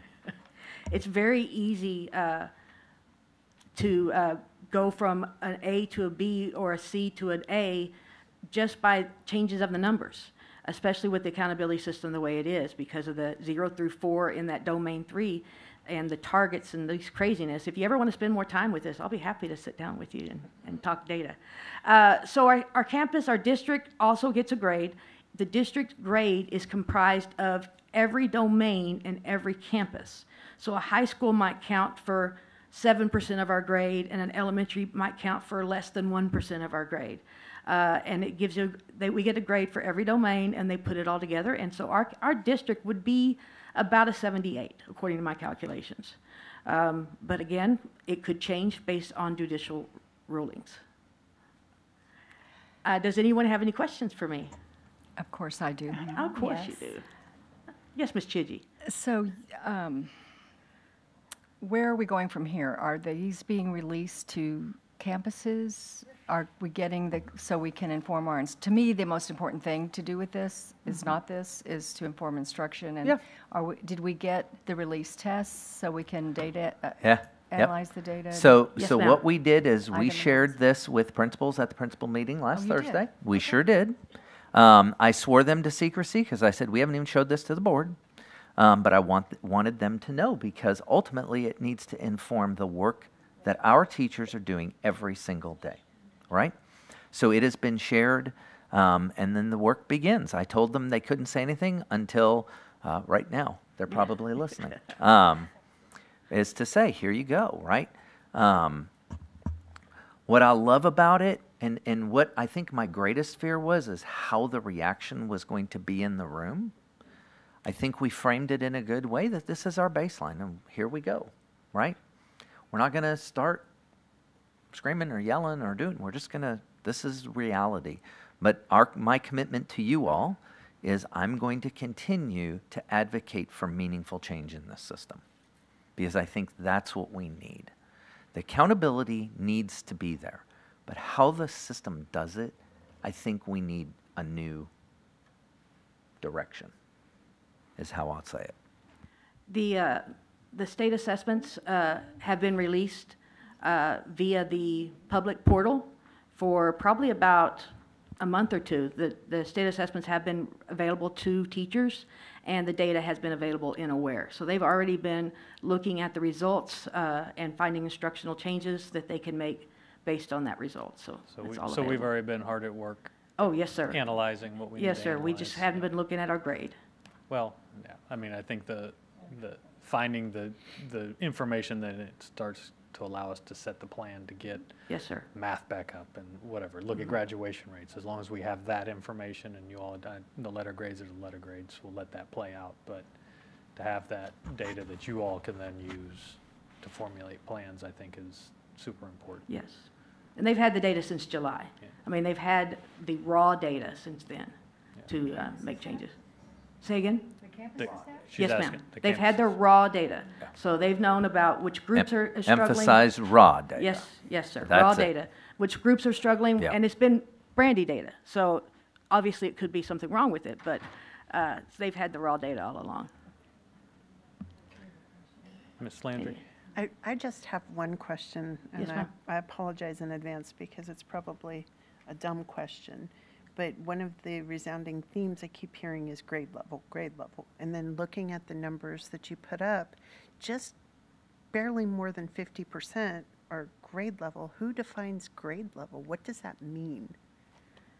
So the state has put out performance level descriptors for approaches grade level, meets grade level, and master's grade level for every content area at every grade level. And so they've described what a student at meets grade level is prepared to do by the time they leave. And it gives you a clear description about what meets grade level is. Now, who determines that? The agency. The agency. But TEA does. The agency. The The TEA, agency. the Texas Education Agency. But if you listen to Brandy, every grade level and every subject has a different level of what meets is. And they describe it by what content they're supposed to be able to understand to be considered meets. Now, I don't know how they determine that by one assessment, but.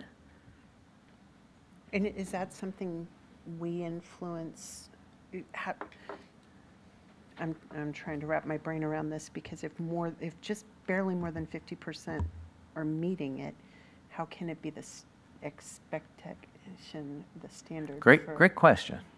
See, that's what we question as well.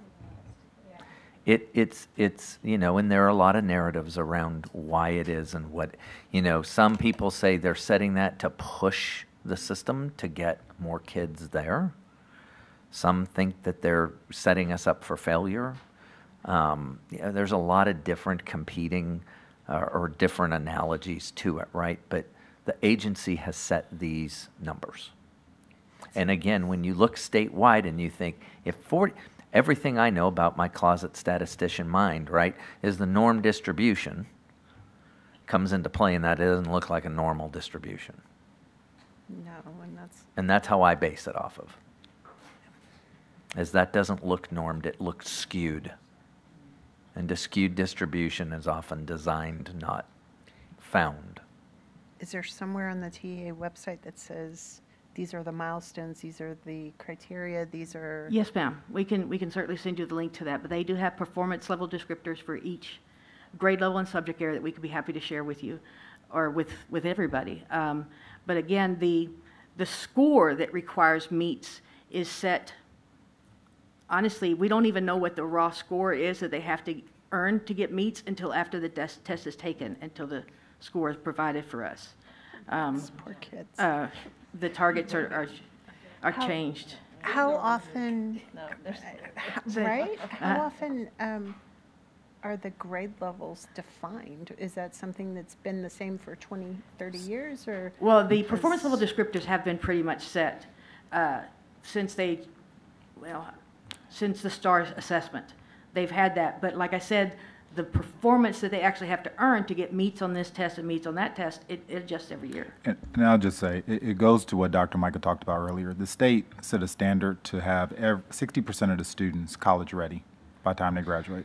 So you set those milestones because you don't become college ready in 1 year. You get college ready over time.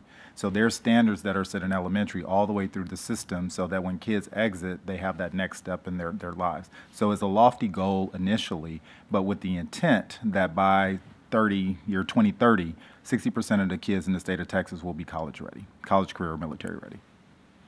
I have a question, because Yes, this is as convoluted as the U.S. government's budget Yes, ma'am. practices.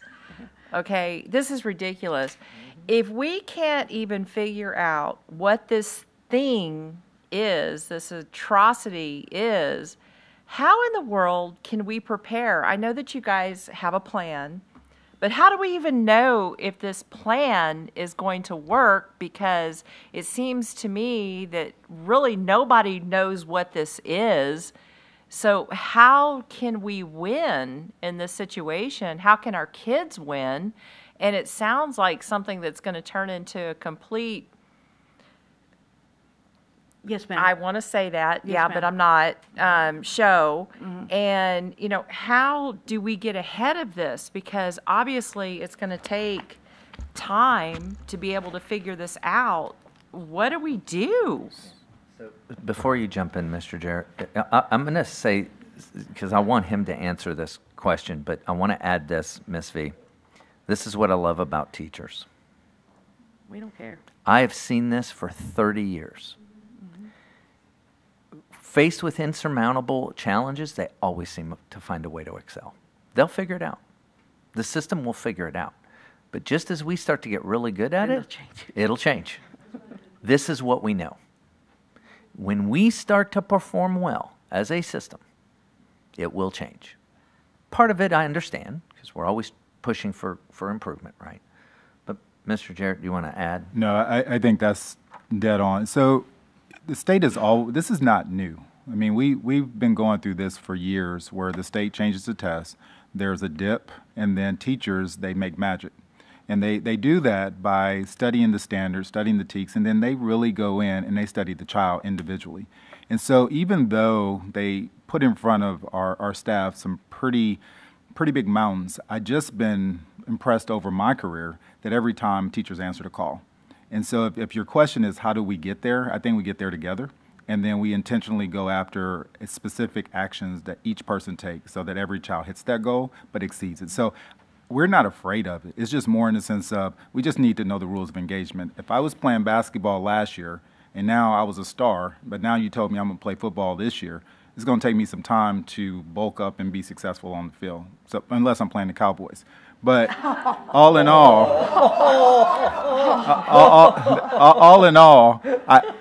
I think it's really just getting prepared for the new game that we're being put in. So sorry, Brandy, but I just couldn't resist. Man, that hurt. That's just wrong. But my question also is this: if this is this convoluted, what can we expect from the new test? Because if this is what they're throwing at us, This is the new test stuff. This is it. And it will. And Mr. Jarrett said right. Like, look, it's called the implementation dip. Anytime you infuse something new into the system, efficiency declines. People in the system figure it out, boom, and we go up, right? Like, we're figuring it out. But again, I think what she didn't add, and I'll put in is, when do we get the accountability manual, Brandy? Usually in May, sir. When do we administer the test, Brandy? In May. no, but that's not what I'm asking. What I'm asking specifically is the verbiage of the test. Okay, how convoluted is the language in the test? Which is obviously this is a trick question. Okay, this is a something that I personally I think they're trying to trip us up. So what does this mean for the test? That actual test that is put in front of those children, you know, what do we, you know? Would you like to see them? Yes. Yeah. We can send you some release stuff. We'll send them tomorrow to all of you so you can take a look at some of it and see. But what we're going to do, Brandy, is we're going to eliminate the grade level. Okay. Okay? I'm not going to tell you what grade level we're testing. And then you read it and tell me where you think it lands. Okay? I took one last year, and it's... They're hard. Yeah, it's hard. And it's online. Yep. It's online, it's hard, it requires multiple steps, but we're going to get it. We're going to focus on the TEKS. We're going to focus on the standards. We're going to focus on quality teaching and quality instruction, and that's all we're going to stress about. That's the way we do things. It'll be all right. I have this positive outlook. Well, but in the end, look, the one thing we control is us. So we're going to focus on that. I can't control some of this stuff. So we're going to go back to controlling what we know, which is putting great teachers in front of our kids, helping them get equipped with the tools that they need to get it done, and making sure that we're keeping an eye on moving that child along that continuum. That's it. Yes. Because some kids are going to enter the race, and they're going to finish it right on time. Some it's going to take a little bit longer, because that's just how it works. If everybody knew the right answer, we'd all be doing it a long time ago. We're going to do, and we're going to, when we fail, we'll fail forward, and we'll keep learning and figure some stuff out. And that's our outlook to it. because that's what we can control is our reaction to all of this. And we're just going to use it, shine a flashlight, and keep moving.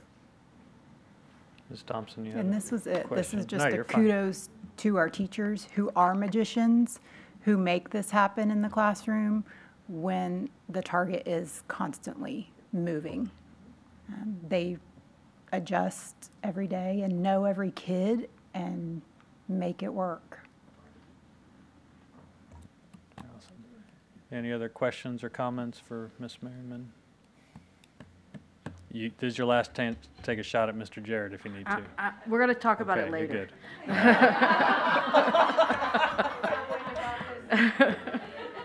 All right. Thank you very Have a great thank day. you very much for the presentation. We appreciate your time.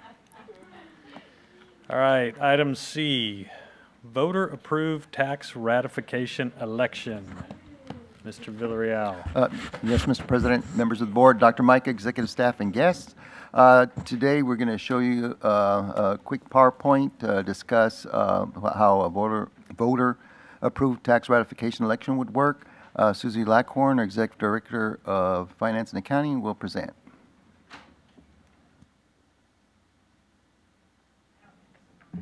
All right, can you hear me? It is. Yes. All right, good evening. All right, so this topic came up a little bit during our budget study sessions. So we were looking at different revenue streams, and one of those is a voter-approved tax ratification election. This, bureaucracy, right? And so we have so many different lovely words thrown together here, but basically it's asking the voters for us to increase our maintenance and operations tax rate. And so we are at a point on our maintenance and operations tax rate where we could not increase it without the voters approving it. And basically, it's called ratification because the way the process works is you would adopt a tax rate, and then the voters would ratify and approve that you adopted it. It's very procedural. You would think, in my world, I'd be all like, well, you'd let the voters vote first, and then you would adopt the rate. But that's not how it works. First, you have to adopt the rate, and then the voters ratify it. So that's basically why it's got the nice VATRE acronym, is because the voters, after you adopt it, go in and ratify that you, and approve that you did it. Lovely language here. I will not, by any means, read this blue box to you. But this is the language that you use on the election item. And so no matter what happens, you have to use the language that it'll result in an increase, even if other factors are driving your tax rate down. And so sometimes you can go up and the other side can come down. And so it's very specific and required, okay? Just a couple of reminders we talked about in the couple of months ago. Has it been a couple? It's been a couple of months. The VATRE impacts the M&O side, so our day-to-day operations, teacher salaries, utilities, all the basic stuff. A bond election can impact your INS, your debt service side. That is the voters approving you to issue debt to do construction and capital projects.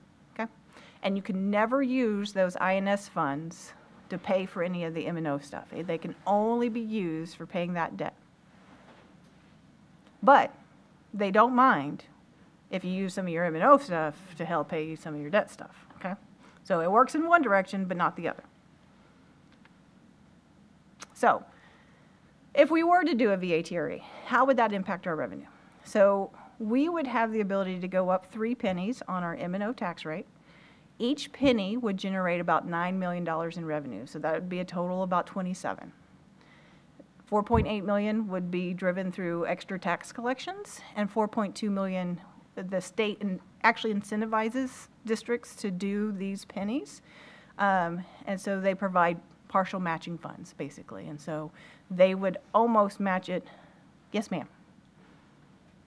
I just want to make sure I'm reading this correctly. You're saying if we take a penny, we get 9 million. Correct. So if we take 3 pennies, It's 27. Okay. Yep. That was that was my very next point. It was excellent. So now, above those 3 pennies, if we were to go beyond those 3 pennies, you're like getting excited, right? Can we keep going? No. Once we get beyond those golden pennies, that's what they're called by the state, we would end up, the next pennies don't generate as much revenue, and then the state would recapture it. So really, we're at a point where 3 is about the only thing that's beneficial to Northeast. So what steps are involved? The first step is to conduct an efficiency audit. The second step, you adopt a budget and a tax rate. And the third step is ordering an election for the November. You have to do these in November. And so the timing of it is very lopsided in my opinion, but hey, it's public education, so let's just keep rolling with it. Let's talk about what is covered in an efficiency audit. They review district data on accountability, students, staffing. Can I time you there? Please. This is not the efficiency this is not the efficiency committee that we're yes, doing. Absolutely. So an efficiency audit. Thank you. Let's delineate this. Yes. So all right. The efficiency committee that we talked about last month is internal to the district and something we're doing on our own. It just happens to have a similar name to what the state prescribes us. And basically, what the state's doing here is requiring an audit firm to come in and look at a district and say, yeah, your systems are okay, because they don't want districts who have significant issues going out and just going and grabbing revenue from taxpayers when they really need to clean up their house, basically. So they look at all this data between students and staffing, our finances, they compare us to our peers and how efficient we are with our finances. And then they ask about our budget process, how we calculate compensation, our operations, those kinds of things. And they basically have a prescribed set of things that they look at. And then, once you pass, then you get the permission to move forward. I really haven't heard a lot of anecdotal information about districts struggling to get through this. Who's responsible for that audit? So we would hire a firm to do that. Could we use the same one? You can hire your external auditors. Sometimes it's a little tough because this timing falls in a very busy time of year with them. So there are other firms who do it throughout the state, but you can easily hire your external audit firm. Can you use the same for this other internal efficiency audit? You cannot use that same data? No, this has to be a third-party external firm. Okay. We could not use our internal committee to do that. Okay. No. It's basically most districts hire their auditor that reviews their financial statements as required by the state, and so that firm typically does it for a lot of districts. Okay? So just so that you understand, our efficiency is looking at very different things than what they do here. That's why they're not the same thing. We just happen to have called it efficiency and probably. It's a nice word. Yeah, well, it makes sense for what we're trying to do, but they're looking at very different things. So we wouldn't contract with Gordy and who did the efficiency. We wouldn't contract with them because they were looking at the individual details of all the buildings and structures of that type. This is more in-depth, having to do with our accountability and staffing and things of that type. But yeah, like Susie said, usually your external auditors can do it, but there's other companies that do also. Yeah, and you have to do it at a particular window. So it's got to be not later than 4 months before the election. And so there's a particular window that you have to do this in because they don't want you doing it 2 years before and then then saying, oh yeah, I've got good results, but 2 years have passed and your practices could have changed. So, yes, ma'am. I have a quick question, and it's related to this. Have they made any sort of adjustments for inflation at the state level? Nothing? When was the last time we had an adjustment, through the state? When? 2019. Hold on. An adjustment for what? Based on inflation? Based on inflation, gas, everything. No, we don't get those. It's So we've never had an adjustment for inflationary pressures. Yeah, our revenue rates have been flat since they take legislative action to change them. And the last time that they changed significantly, the last session, we got a little bit more money for safety. But 2019 was the last time that they changed the basic allotment, which is what drives the bulk of our funding. Yes. It's probably prudent to note here that in the 88th legislative session, there was $5 billion, $5 billion. I think, appropriated for education. Yes. It was That budgeted none of and it never was distributed. released. Zero. Because It's in there the was no budget. legislation that passed. So that $5 billion has been sitting in the state coffers all this time. And it's not been released to school districts, even though it was allocated for it. There was just never any legislation passed to disperse it. Correct. So looking at this timeline, it's pretty tight. These dates are estimates based off of Election Day, but around the at the latest, we would have to publish a notice to have our budget adoption meeting on June 20th. And so we typically do that in early June, and we adopt a little earlier, but we would have to adopt a budget by June 30th each year.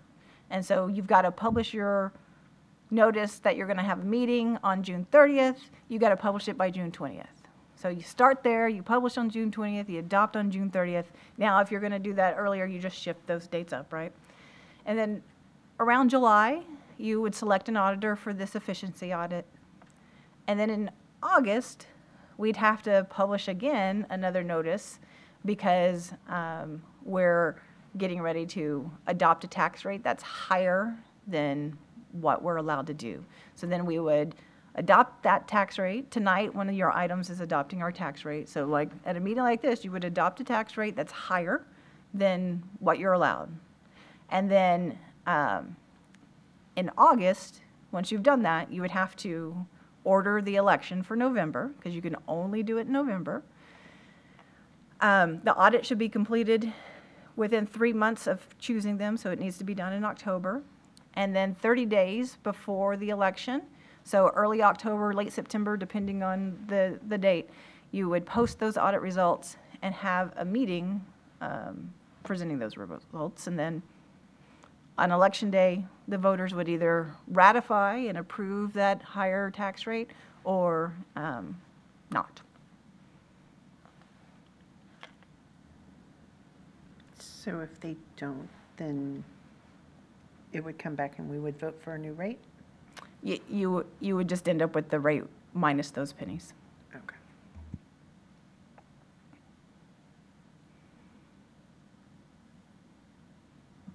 And that's really, that's as complicated as it gets. That's good. One of the things that I know I've seen from other districts who have gone through this is the message that this is generally not an increase to individual homeowners. So how does that work, and is that So a lot of things accurate? could happen to do that, right? So each year, as our property values grow, the state compresses our tax rate. Right. So it depends on how much your compression is. It might automatically offset those 3 pennies. So the other thing you can do is if you have room on your INS tax side, that some districts have brought that down to offset that increase. Both those things are very common. Sometimes it's a combination of the two. The sticky point here is even if you were bringing down your total tax rate by a lot more than what that M&O side goes up, you still have to use the language that it's an increase. Increase, right. And there are some reasons for that, but it's very hard to convey that understanding to a taxpayer because they still read it as an increase. And even on ballot items, when the rate's going to go down and you put a negative, you have to it's an increase of -1 penny. That doesn't necessarily tell a taxpayer that it's really going down. And so there's a lack of transparency generated by the goal of being transparent. And so we've tried in the past to kind of propose some language to try to help mitigate that. It just hasn't gotten much traction. Yeah. So it's one of the things that we have to be very careful about through the election process. The Attorney General is very sensitive these days about how districts handle these elections and what language they use, not just on the ballot language is prescribed, but it's also in how they tell their communities about it. And so they take a lot of interest in how both bond and VATRE elections are handled and communicated. So a lot of districts in the last year or so have gotten singled out by the Attorney General because of the languages that they're using and in trying to get through this convoluted complexity of this part of the rate's going up and these parts are going down. And so you want to try so hard because, it's like already here, we're talking about different rates and different pieces, and it's already convoluted. So if you try to oversimplify the message, then you might use the wrong words to send the wrong message and get kind of in trouble with the Attorney General. So it's a dance. So we're trying to be masters and not meats. Don't go backwards. So with the efficiency audit, you were saying we can't. There's a set time frame that has to happen. Yes. How early can you? Does it have to be within that 4 months prior? Or Yep. Can you? Okay. So July is about as early as you can. As early as you can go. Mhm. So if the results of that come back, I guess once you set the wheels in motion, can you just use that efficiency audit and say, well, you know what, I don't know that we want to do that. Maybe we can be tighter on our budget. Maybe we can be more efficient with what we're doing in our district. Maybe we can find the extra money somehow. I'm Absolutely. What's so that? Yeah. You're not tied to that election until you adopt a tax rate that's higher than what you're allowed. Got it. Without an Yeah. election. Got it. And so, we can pay auditors to come in and do any kind of study Right. at any point in time. So Yeah. that the only hitch here, if you're looking at the time frame, the chances of an auditor getting all the work done by the time Right. you're adopting is kind of, and we would have to adopt early enough. So today is what, September 9th? Yeah. September Yes, 9th? it is. And so you're adopting a tax rate today because we don't have an election in the works for November. Right. This would be too late Yes. if we were doing an election in November. So everything has to slide up from what we're used to doing. Now, TEA, when they know that you're, going down this road, they prioritize everything for you. There are certain things, and we brought to you last month attendance credits. We had to do that. That was the thing that you approved because they said you would be in recapture, but you're not. Right. That thing. So we have to click that button before they'll allow us to adopt our tax rate. And so you can't click that button till TEA approves certain pieces. And so they have to prioritize districts who are on this path so that everything can happen a little sooner for you to meet all these deadlines. Yeah. And they've done that without any problems. Right. And the efficiency audit, they have a short window, Sure. a short time frame. Now, it's happened before. There's been a lot of districts in the state that have gone through this process, so it's Right. it's doable. Right. But yeah, we're at the mercy of the state coming up with our tax rate, just like tonight. They're the ones who set it, so that's what we have to adopt. So. Okay. But you very likely wouldn't get those audit results until after you'd already After pulled you- the trigger on that adoption. What is the cost range for an efficiency audit for a district our size? About 20,000. 20,000? Oh, okay. Okay. I was expecting that by 10, but thank you for saying 20. You're welcome. No, it's not like our detailed audit that they perform our external Correct, auditors. and that's what This is a little bit, they'll be looking at a few items in a few areas. Yeah. So, I mean, it's still quite a bit of That- work, but it's not. Right, and that's still quite a bit of money. Yes.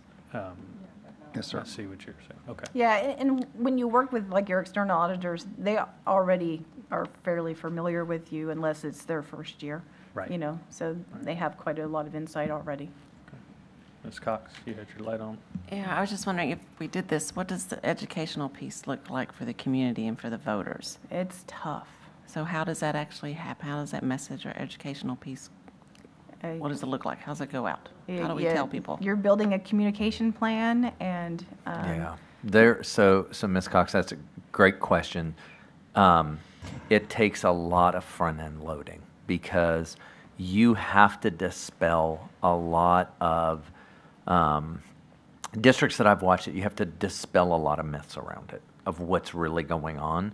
And you have to make certain that you are using every venue, going to HOA meetings, going to anywhere that you can get in front of an audience to help them. But I think one of the things that I've seen in other districts do is I'll call them ambassadors. They educated a lot of folks in the community as ambassadors to understand it, to go out and kind of talk about it, to help sort of spread that message.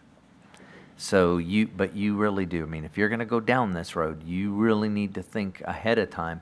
This is just the legal piece of it. You have to really start thinking through how are you going to do things? Who are you going to go to? How is this going to look? Because you're fighting some of it's going to say this is a tax rate increase and it's not. And I think that's always the rub for some folks. What does it cost us to have this put on a ballot? Depends on how much other stuff is happening at the same time. So we get a proportional share, and Deb's over there ready to chime in, but you get a proportional share of the total cost of that election. So no matter what's going on, we get our piece of it. And so it can grow and shrink depending on how much you've got going on. I want to say, Deb, if you... Yes, so as an example, because this is a November ballot item, the November 20 election, our prorated share was about 5% because there was a lot of other items on a November ballot. What would be different than a board election is the ballot would have to be across the district, all 7 single-member districts. And the cost that you guys have seen before is based on ballots in only some of the single-member districts. So when you think about our most recent election, when we had 5 single-member districts up, our prorated share was 14%, so different because it was a May ballot, but that was $151,000 for that election. So I would say that information, given that it's double the proration rate and we need 2 more SMDs, I would spitball and say that it's going to be approximately that amount.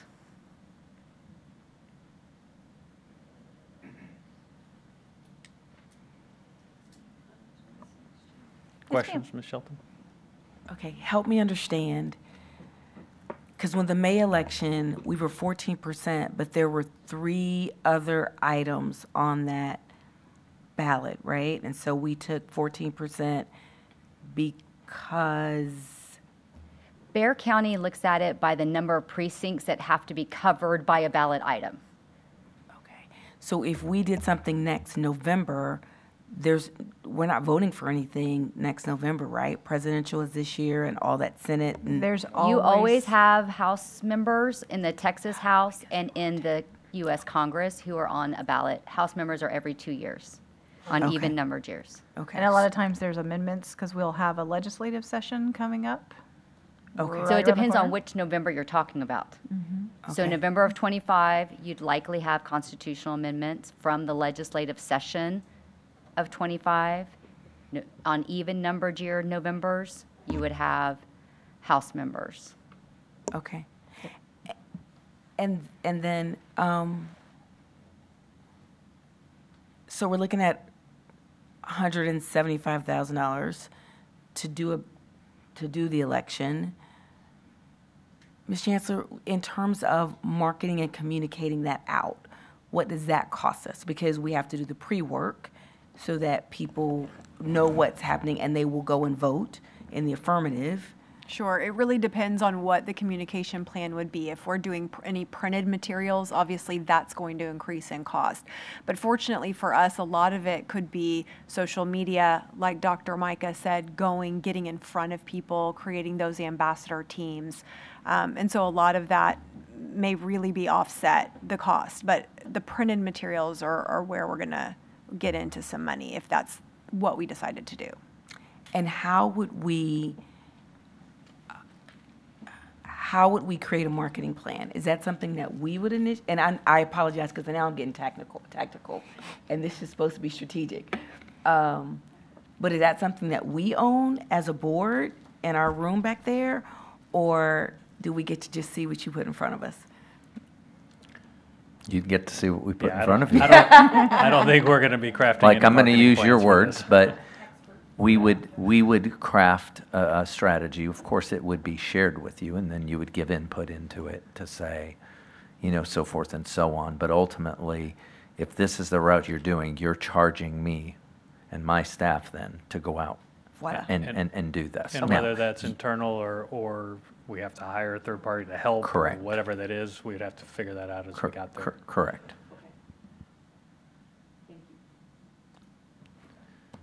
Any other questions or comments from Ms. Lackhorn?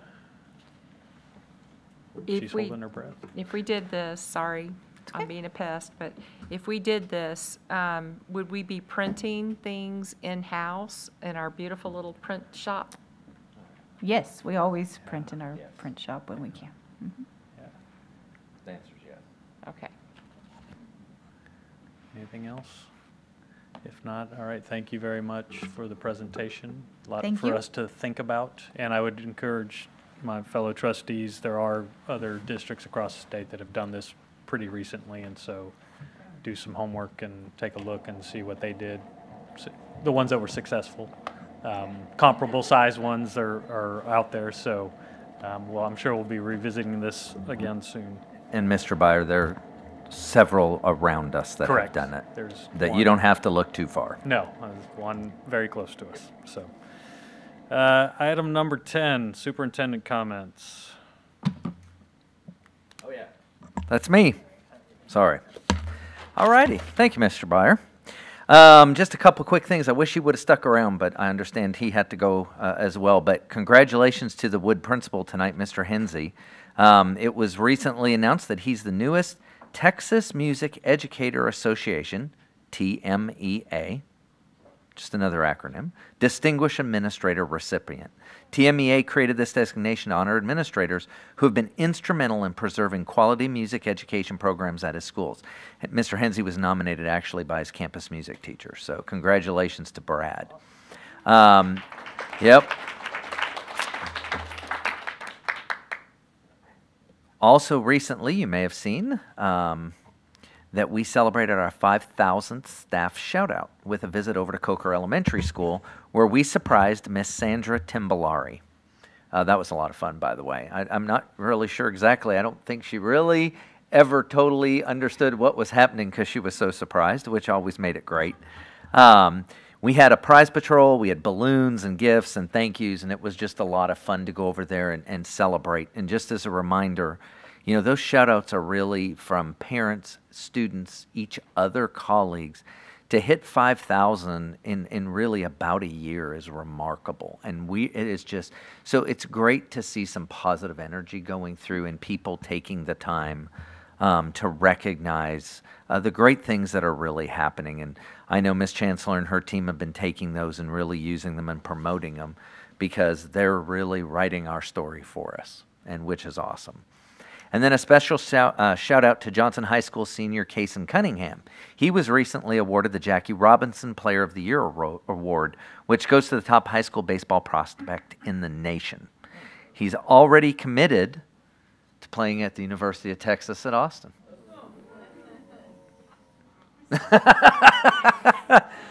Congratulations to you. Mr. Byer, that's that university in the state. stole our baseball coach. And everything. But good luck to him. I hope All he right. does well. That is all. Thank you. All right. Item 11, new business for possible board action. A, board policy. 1, possible action regarding board policy update 123. Do I have a motion to approve the local policies included in update 123? So moved. Thank you, Ms. Landry. Do I have a second? Second. Thank you, Ms. Shelton. All right, do we have any discussion on any of the policies that have been presented to us? Ms. Villarreal? No. Oh, okay. I had one question. Yes. If I can remember. It comes out of HB 900, the local policy there, I guess, which was E something, and now it's EFA and EFB. And I just had a question, just so that I understand better. So I was just wondering there's a line in there, an addition there, where it says that in terms of who can recommend or who wants to put a book on the list, basically it's staff, parents, or guardians. And I was just making sure that our policy, this local policy, kind of matches up in terms of what we're doing as a district as to who can bring forward a material request. And I think if you're referring to if someone wants a material or a book or something like that, is that what you're referring to? Well, I guess there's two pieces there because it's listed, right, both in EFA and EFB. Yeah. So it's always instructional material and then also a book, I guess. Correct. Yeah. So if someone has an interest in something that they would like the librarian to purchase because they're interested in a topic, the librarian takes that in consideration, and as long as it aligns to the standards that's set forth by the state, they can order that book. So librarians are always taking recommendations in from students or staff, and that's how they kind of curate their libraries as well. So that way, each library represents the community in which they exist. Okay, great. Thank you. Mm-hmm. So on those, when we're talking about EFA and EFB, EFA, I believe, has, and I forgot my instructional iPad. Materials. Yeah, but that one actually has, if you go into the board policy, it has a tab that takes you to the form that you have to fill out to show what. So on EFB, we reference the form, but we actually don't have that. Is that what's on the website? I don't have that off the top of my head, Okay. but we would have an exhibit that would allow for someone to make a recommendation. But typically, if a student walks in and say, I'm really interested in reading, I don't know, whatever, then the librarians will look that up and see if they can order it, and if it aligns to the standard, they would do so. Yes, actually, I guess I'm referring to when there's a reconsideration. Yes. We talk about that, so I know there is no. We have a legal local, but there is no.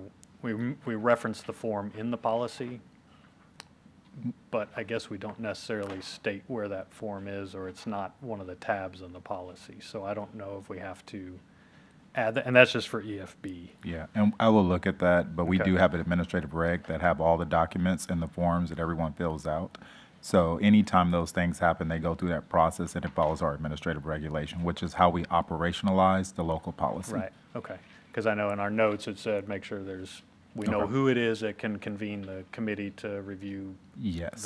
the reconsideration and the timeframes, and we have all that in there. Yes. And then the form, so So we want to make sure we if the get that. policy is approved, then of course we will update the regulation to match the policy so it can be operationalized. Okay. Ms. Thompson? In EFB, this is for library materials, it's talking about an online catalog, and it says, a parent or guardian who wishes to access an online catalog shall submit a written request to the principal. I know I should know this as a parent, but I don't have access to that without a request. I believe our catalog is, everyone can access that. So Okay. we don't need that, but the state, they write it for the state. But we Okay. open our books up for anyone to see. Okay, I don't ever check my kids' books. Yeah.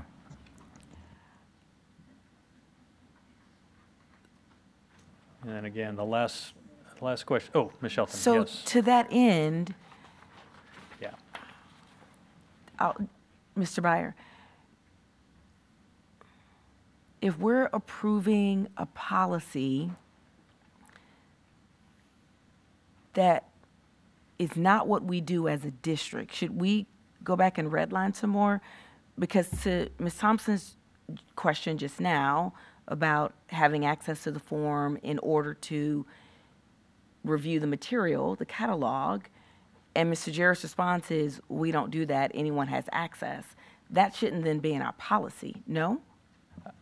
I would tend to agree with you. I mean, unless there's some other compelling reason for us to leave that in there. I mean, because we can approve barring a change to all the other policies minus whichever one we have a need to redline.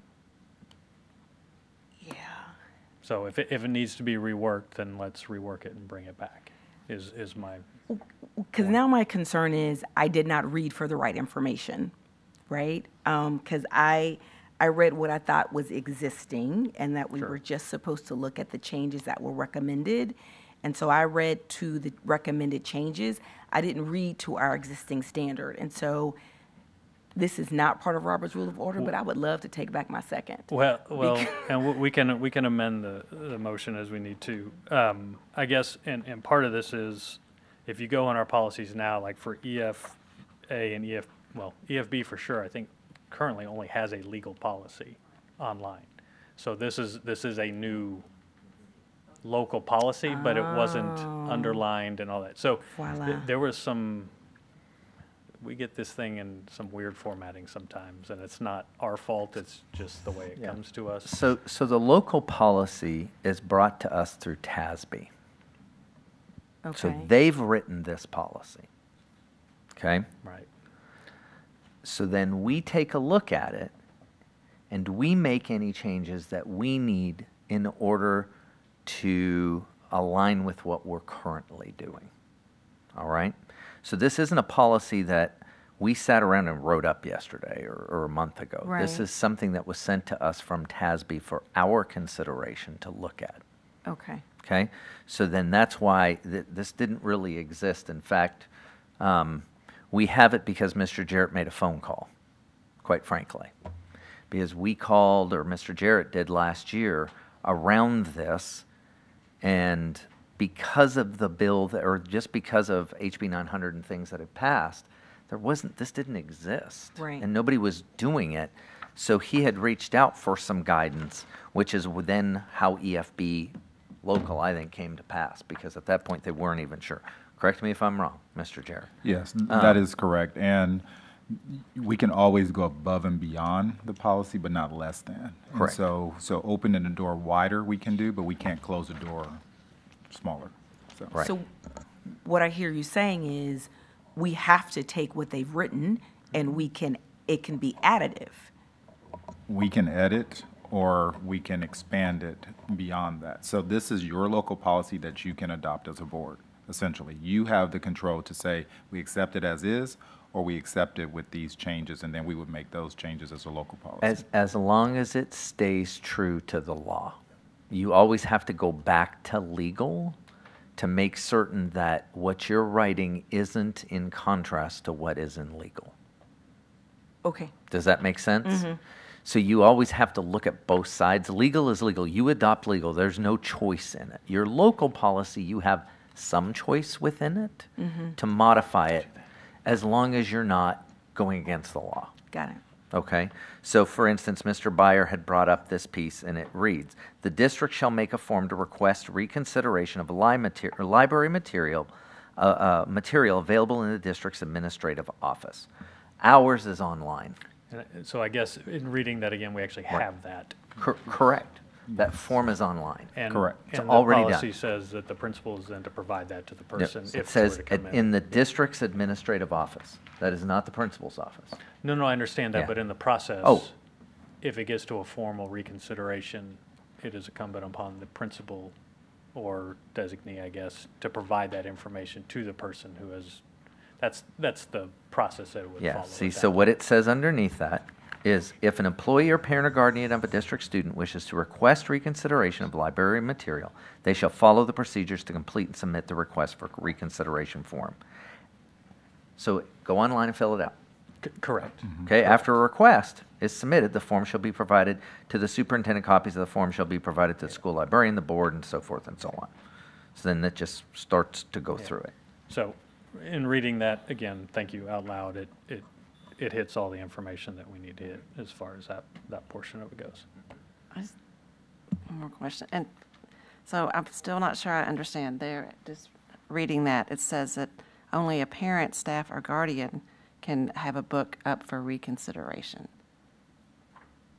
Am I reading that right? Correct. But then as a district, is that what we're doing? Or are other people? I am an employee. So is he. I understand that. Or any. So any employee, it says if an employee or parent or guardian, yeah, you're saying of a district student. Well, no, and to your point for HB 900, so we want to make sure that any book that's deemed that might be inappropriate is considered. And I guess, so is that where, so my confusion is, it says here that reconsideration can only be made by a parent, guardian, or staff. Yeah, let me So try maybe I'm misunderstanding. No, it. I'm going to try to clarify that the best, and Dr. Mendoza may help me. So there's twofold. There's the responsibility of the librarian and the school to weed their libraries and make sure they're up to date and current and aligned to the interests of the student body. That is part of their job. That's not a reconsideration. That's just part of the process of weeding the libraries. Then, if there's books still on the shelf and something comes of concern that hasn't been weeded, then that's a reconsideration process, if that makes sense. So a librarian or the school can say, we're going to review all the books in here for whatever reason because we still have to align it to the law, to align to HB 900. That reconsideration is not part of that process because we're following a law first. And then the second part of it is you still have an option while there's, like, let's just say we've completely weeded our libraries, everything, we say everything is good, but you come along and say, but I want this book reconsidered. We still leave that appeal process in place to ensure that people still have a voice to have their concerns heard, if that makes sense. Sure. No, and I appreciate that. I guess my question is, who are these people? Can these people only be parents, staff, or guardians, or because we have to adhere to the law, the legislative piece, is that yes. community broader? The challenge is those The folks. challenges can come from anywhere, even though in our local it's clearly states parents, guardians, and staff. Yeah, challenges, yes, you're correct. Challenges are parents, students, guardians, or staff. That is true. You can go above and beyond that, but that is the people that you're essentially taking in to be able to say, you need to relook at that book. Okay, thank you. That makes sense. And it's the same thing with the instructional material as well. Correct. Comes in there. Yeah. Sorry if anybody else had any questions. The other question I had, there was one, and Ms. Turner, I think I ask you this all the time, but I think it was the safety policy that was completely struck out. Was that the one that was CKE and CKEA? Well, it got completely struck, and then they just combined the two? Is that kind of what was happening? Correct. Okay. All right. So, as I understand it, CKEA is gone, and it's now, I believe, CKE. Okay. Okay. Correct, Ms. Turner? I wanted to make sure I was reading that correctly. Yep. All right. I have a question. Is there any way, because this thing was very difficult to, understand because of the way it's all presented to us, and since there seems to be some discrepancies between what this says and actually how this district is run, is there any way that that this could be, the way we do things, be added where we can actually see, because none of us really know, behind what's behind the curtain, since we don't, live your day-to-day with the district. So, because some of this language apparently isn't correct for our district. Which one? Well, because I think they actually are as we're reading through. I mean, like the one we're talking about, EFB, Well, no, I'm talking about this entire, document because, for example, when she brought it up about the, well, do we do it this way? And then Mr. Jarrett said, no, we actually do it this way. Everybody's, can access the books. We don't, we're an open book. Whereas this, it said you have to get written permission for, to go through the principal and stuff like that. It just seems like there's like minor little discrepancies through it. And it actually not. That part about the principal, that was my Yeah, fault. you. I did not have my notes. I didn't have my iPad in front of me to read that correctly. So I think the policy does represent what we are doing in this district. I don't see any reason why it's not. I mean, the ones, as I read through it, it's not out of line, so. No, I wanna make sure we're and there's not. no way that TASB can write a policy that represents above and beyond everything Correct. that each individual district does. What they do is say, this is the bare minimum that you should be doing to align your practices with legal. Anything above and beyond you can do, but you can't go less than that, if that makes sense. So although we open it where anybody can view our catalog, the state is saying that at the bare minimum, a parent shall be able to make a request to access a catalog. But they don't have to make the request because we have it open. That makes sense? What I'm saying? It does make Okay. sense, but what I'm saying is there's other things I'm sure, if you went through and you reviewed this, Well- I'm quite sure there is stuff in here that doesn't align with what we do, because of course Well, we do everything better. It would have to be because these are our policies that we set. And so, I mean, if there's a specific instance that we need to look at, then let's look at it. But we can't just generally say that they're not aligning because No, that's not what I mean. These are our policies that No, we are that's making. not what I mean. What I'm Okay. saying is fine tuning, that little fine tuning. If Right. there's some verbiage that maybe isn't quite the way we do things, because remember, this is what people are looking at. This is policy. So, and we can be held to account for this. And if it's something is being done differently behind the scenes, I don't want this to be a problem. No, But so- you guys don't feel like this is a problem? Correct me if I'm wrong, Dr. Micah, but it comes from TASB, but then we review it to make sure that it is in line with what is happening That- day to day at the tactical level. Correct. So that's when this comes in from TASB, it comes to Peggy and Yvonne. They send it over to all of us for us to review to make certain that it aligns with what we're currently doing. Because, again, Mr. Jarrett's saying, like, look, you got to make this accessible. Well, we already do. We don't have to make it, but that's the policy, right? So you don't have to take it out. It's just, here you go. But then we add in a little bit here and there. But again, we don't use your policy to outline how we operationalize it. And I think that's what you need to remember, is those are the administrative regulations. That's where we say, here's how it's going to be in practice. The reason that we do it that way is that we can change operationally at any given moment if we need be, as long as it's in line with policy. If we have to continue to come back for policy, we may wait months to get it in front of you in order to work it through the system. Do you see how it gotcha. all kind of Okay. works together? Is the legal informs the local tells us, here's what we want, and then we operationalize it. But then if we say, hey, we try something as simple, let's take it out of this. It's just like, Student transfers, Dr. Micah? yeah, student transfers. So there was our student transfers intra or inter-local. We had a foster parent. They were saying, based on the policy, I'm not able to have my foster child be part of that. Well, we had to wait until there was a board meeting so we could change that, because legally it was, in policy. So what we did then is we removed some of those pieces to regulation, so that way, that day-to-day, we could be a little bit more agile and change things as needed and not have to wait, because now the parent, because of our policy, had to wait several weeks before we could change it to help their kiddo. Does that make sense? That was a great Yeah, example. That's perfect. I didn't realize that I would be putting you guys inside a box. No boxes. Yeah, okay, good. Life is great. And as Mr. Jarrett explained a minute ago, the legal aspect of it, or maybe Dr. Micah, one of them said it, that we have to take the legal one, because that is in direct response to legislation and all the other things that have gone on in the state. So Ms. Shelton. So, okay, so now I understand this is lowest common denominator. That makes sense to me.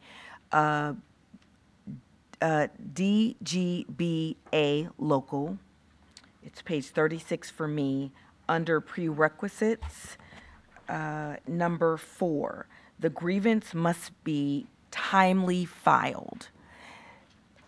Understanding that this is the basics, how do we define timely? This is concerning to me because it's related to grievances, and I think that might be problematic for us.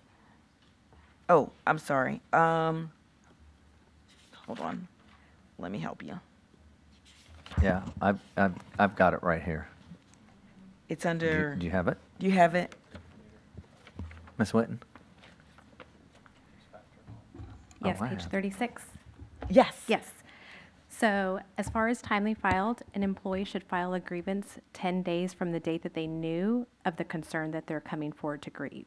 So that's what we look for as far as when they're presenting in a formalized grievance, 10 days from the date that they knew of the incident. And that's formalized in the policy. Yes. Did I miss that? Yes, it's on the next page under level 1, level 2. There's the timelines for the timeliness. Okay, thank you. Yes, thank you. So yeah, again, Ms. Shelton, let me explain something. I don't write this. This comes to us because I understand what you're seeing. Like you would think right there is defining timeliness. Right. But then when you skip over to level 1, it says an employee has a grievance, shall blah, blah, blah. Hearing with the principal, right? The grievance must be filed the grievance must be filed within 10 days of the time the employees first knew or should have known of the event or series event. And then it's telling you at each level its timeline. But yeah, it doesn't separate it out. Yeah, it would be nice. It would be nice if they put that right at the top. And we've discussed that over the last couple of years about trying to reorganize that, but it honestly ended up makes sense where it stays.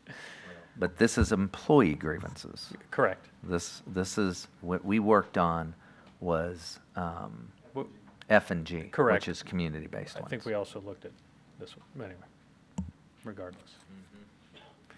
Any other questions or comments? All right, seeing none, I have a motion to approve. All those in favor say aye. Aye. All those Aye. opposed say nay. Motion passes 7-0. Item B, instruction and campus administration. 1, possible action regarding request for TEA homebound instruction waiver. And do I have a motion to approve as submitted the virtual homebound instruction waiver request? So moved. Thank you, Ms. Thompson. Do I have a second? Second. Thank you, Mrs. Villarreal. Any discussion or questions about this one? Ms. Shelton? Hi.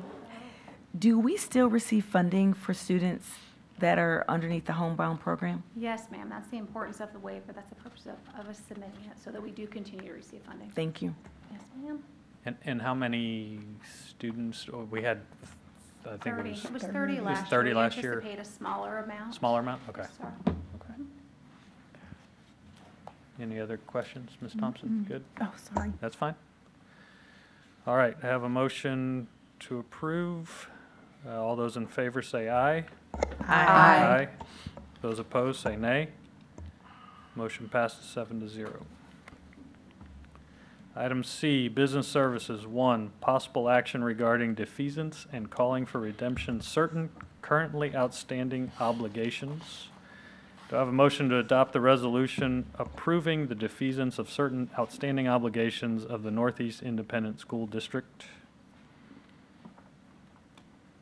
So moved. So moved. Oh, sorry, it's getting late. That's fine. Second, yeah.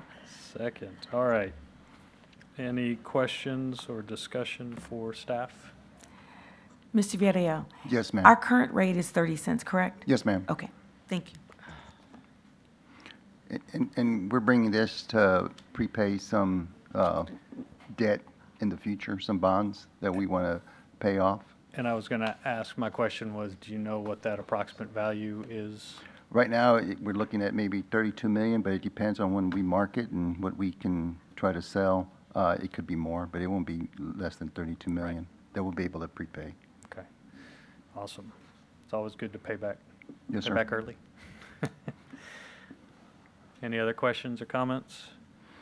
All right, I have a motion for approval as presented. All those in favor say aye. Aye. All those opposed say nay. Motion passes 7-0. Item 2, possible action regarding tax rate designee. Do I have a motion to, hang on, sorry, there we go. Do I have a motion to adopt a resolution appointing the district's chief financial officer as a designated officer responsible for calculating and reporting the no new revenue tax rate and the voter approval tax rate as determined by state law? So moved. Thank you, Ms. Chidgey. Do I have a second? Second. Thank you, Ms. Thompson. Questions, comments? Mrs. Landry, you have one? All right. Seeing none. All those in favor say aye. Aye. Aye. All those opposed say nay. Motion passes 7-0. Item 3, possible action regarding no new revenue and voter approval tax rates. Do I have a motion to accept the tax rate computations for tax year 2024 for the Northeast Independent School District? Further recommend the Board of Trustees append the 2024-2025 adopted budget with the calculation worksheets. So moved. Thank you, Mrs. Landry. Do I have a second? Second. Thank you, Ms. Villarreal.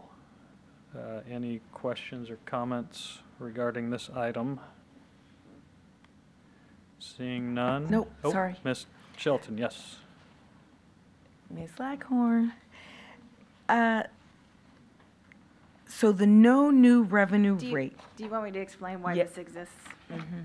Okay.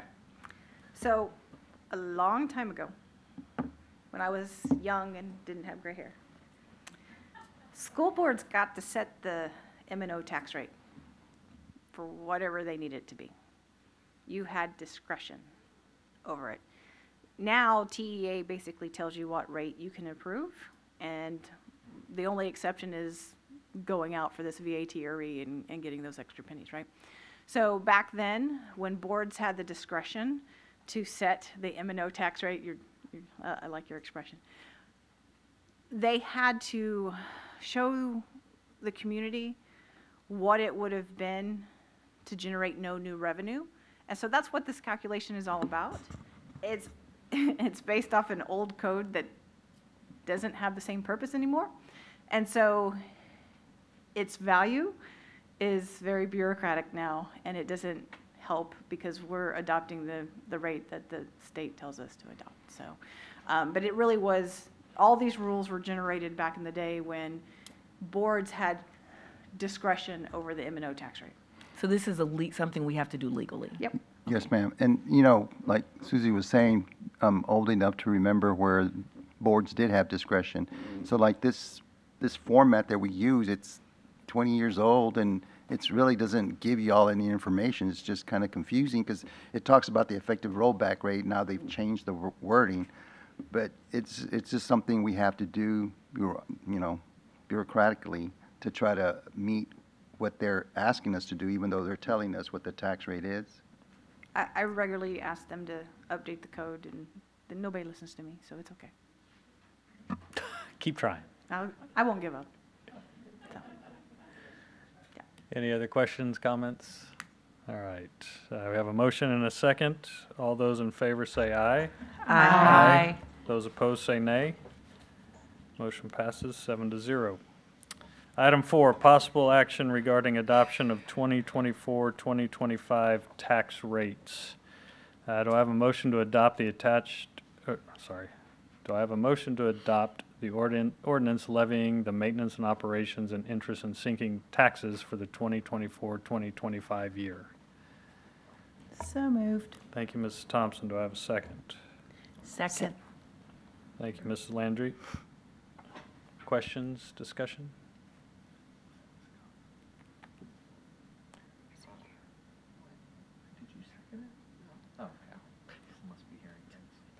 No.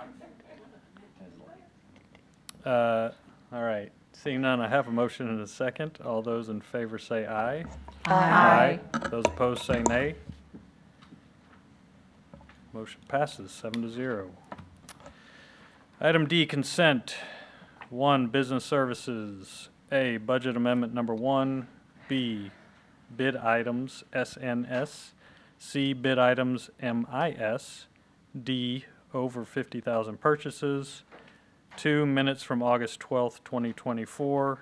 3, end of consent. Do I have a trustee wishing to pull an item from consent for discussion? Ms. Shelton. I'd like to pull budget amendment number 1. Okay, 1A. Anyone else? All right, do I have a motion to approve consent items 1, B, C, and D? Or, sorry, all consent items except for item A, budget amendment number 1. So moved. Thank you, Ms. Villarreal. Do I have a second? A second. Thank you, Mrs. Landry.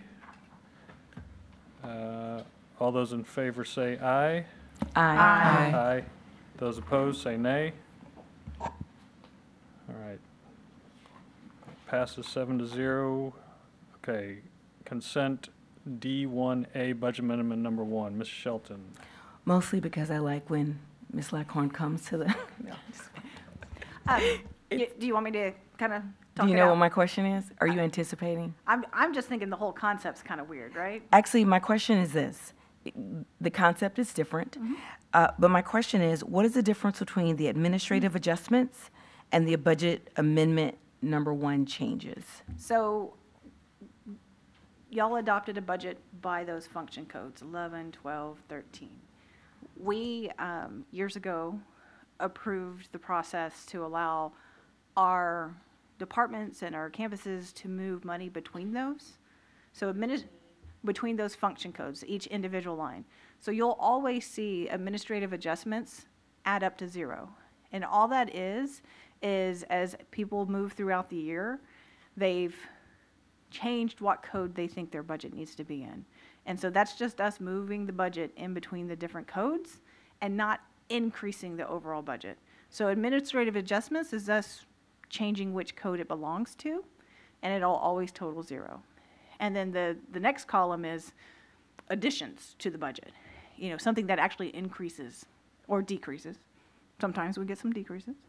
So administrative adjustments is us just moving money around. A lot of times, budget managers will, they set this stuff in April.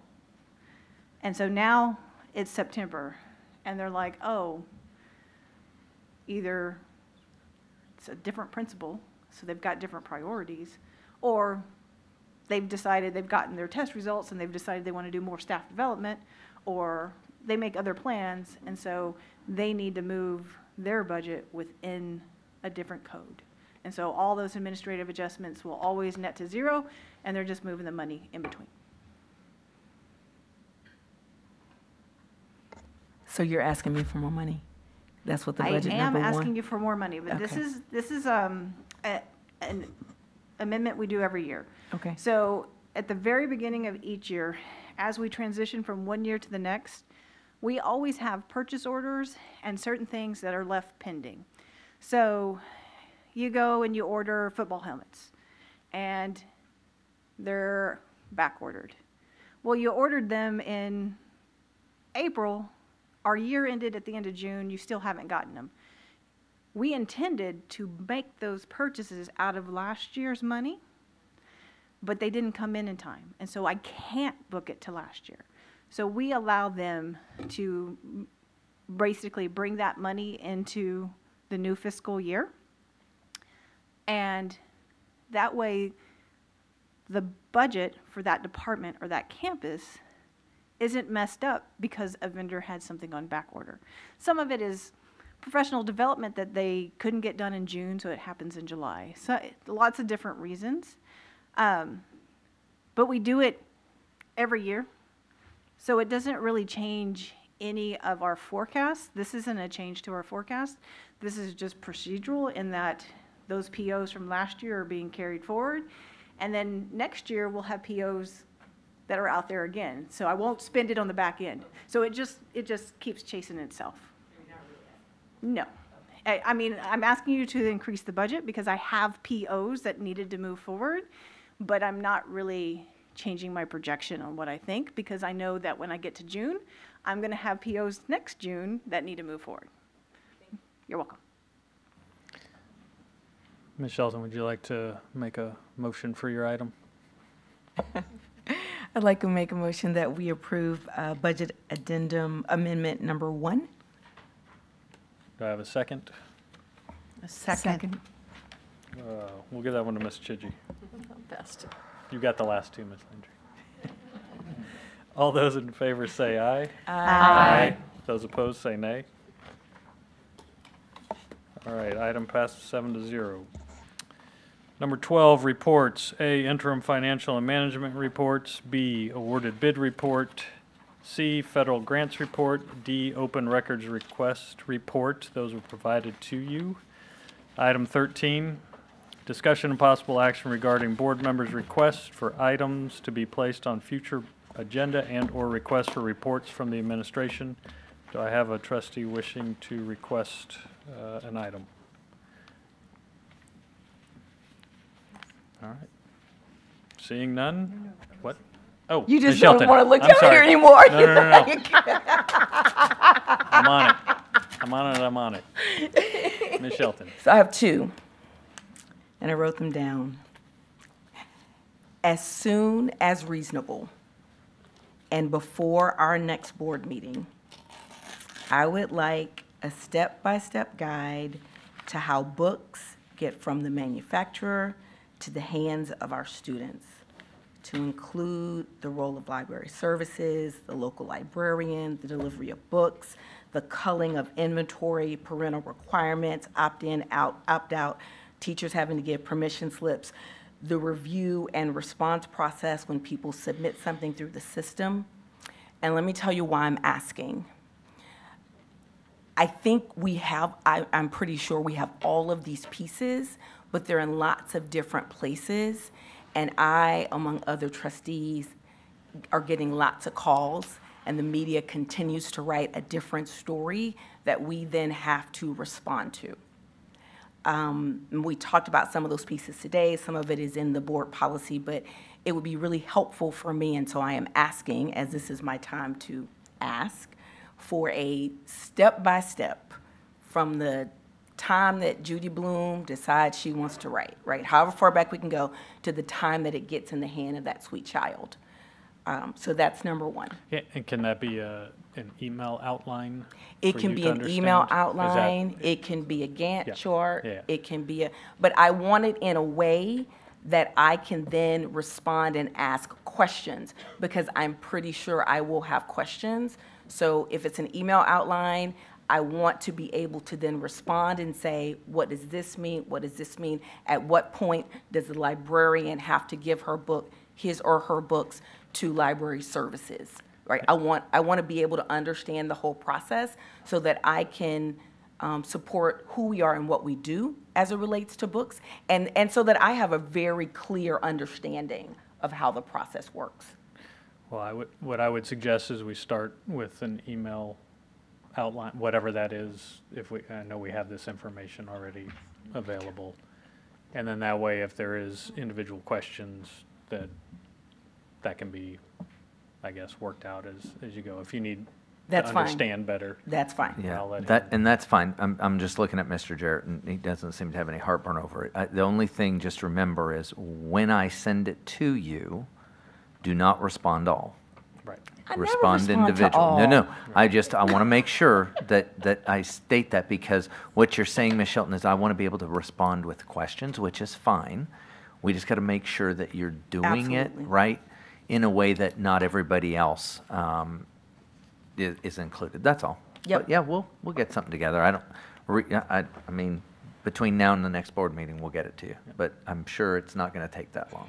And just for clarity, perhaps a flow chart with context of each item within the flow chart, would that work for you? That will work. Okay. Right? But I'm going to ask, I'll want, if you say the books all go to you know, Marcia, then I'll be like, okay, so at what point does Marcia not get to give the books? Sure. Or Miss Landry, I'm sorry, not get to have the books, right? At what point does Dr. Micah get to decide that Dr. Micah's going to review her books that go to her library? Sure. That part, I don't think we have made real clear. Okay, no problem. Okay. My Number second two. thing. I said number 2. Yes.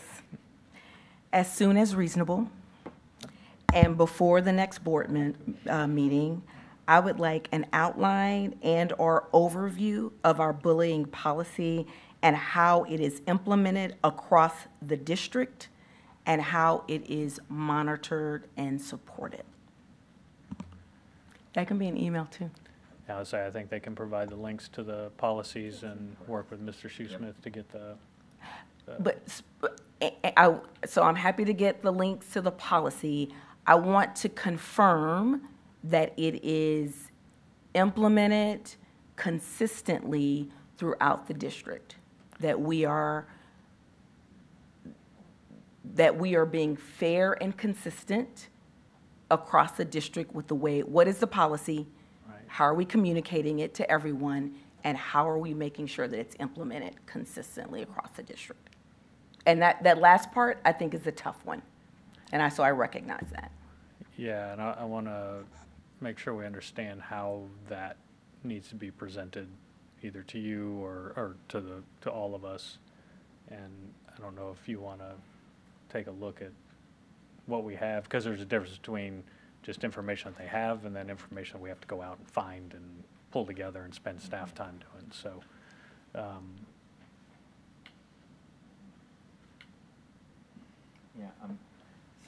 I think for this one, Ms. Shelton, what I would do, and if this is okay with you, we'll put something together to our best ability and then send it to you, and you can kind of say, I need more or something. Maybe you and I can kind of visit about it. That way then we get what you're trying to get, because I'm thinking and I'm looking at Tyler, and I know Tyler will be able to put lots of stuff together and kind of go through things, but it may not hit everything. And rather than sitting, I think if you and I can visit, he can do something, I can send it to you and say, no, I'm looking more like this. We can hone it down, and then I can give it to everybody. Does that make sense? Yes. Are you good with that? I'm good with that. Okay. Tyler, I just signed you up, but I think you can do it fair. I mean, we can get something pretty quickly together, and then you can just give me a little guidance as to what exactly it is. We'll get it for you. and as it is provided to Ms. Shelton, please make sure it's provided to the rest of us. Yeah. Once Ms. Shelton kind of gives me the guidance, as we get kind of honed in on it, then we'll make sure everybody gets whatever we get eventually to. Any other questions or requests? Yes, one more thing. Ms. Thompson. We had talked at our training about a workshop. Yes. We do not have a date, but we have a special meeting on the 23rd, which the items are kind of being pulled together right now. I don't know that we'll be able to make that one, so I need to work with everybody else's calendar and the district staff and get something set. Okay. But yes, trying to, if we already have an open special meeting scheduled, that prefer to use that time so we don't have to do another special meeting. Right.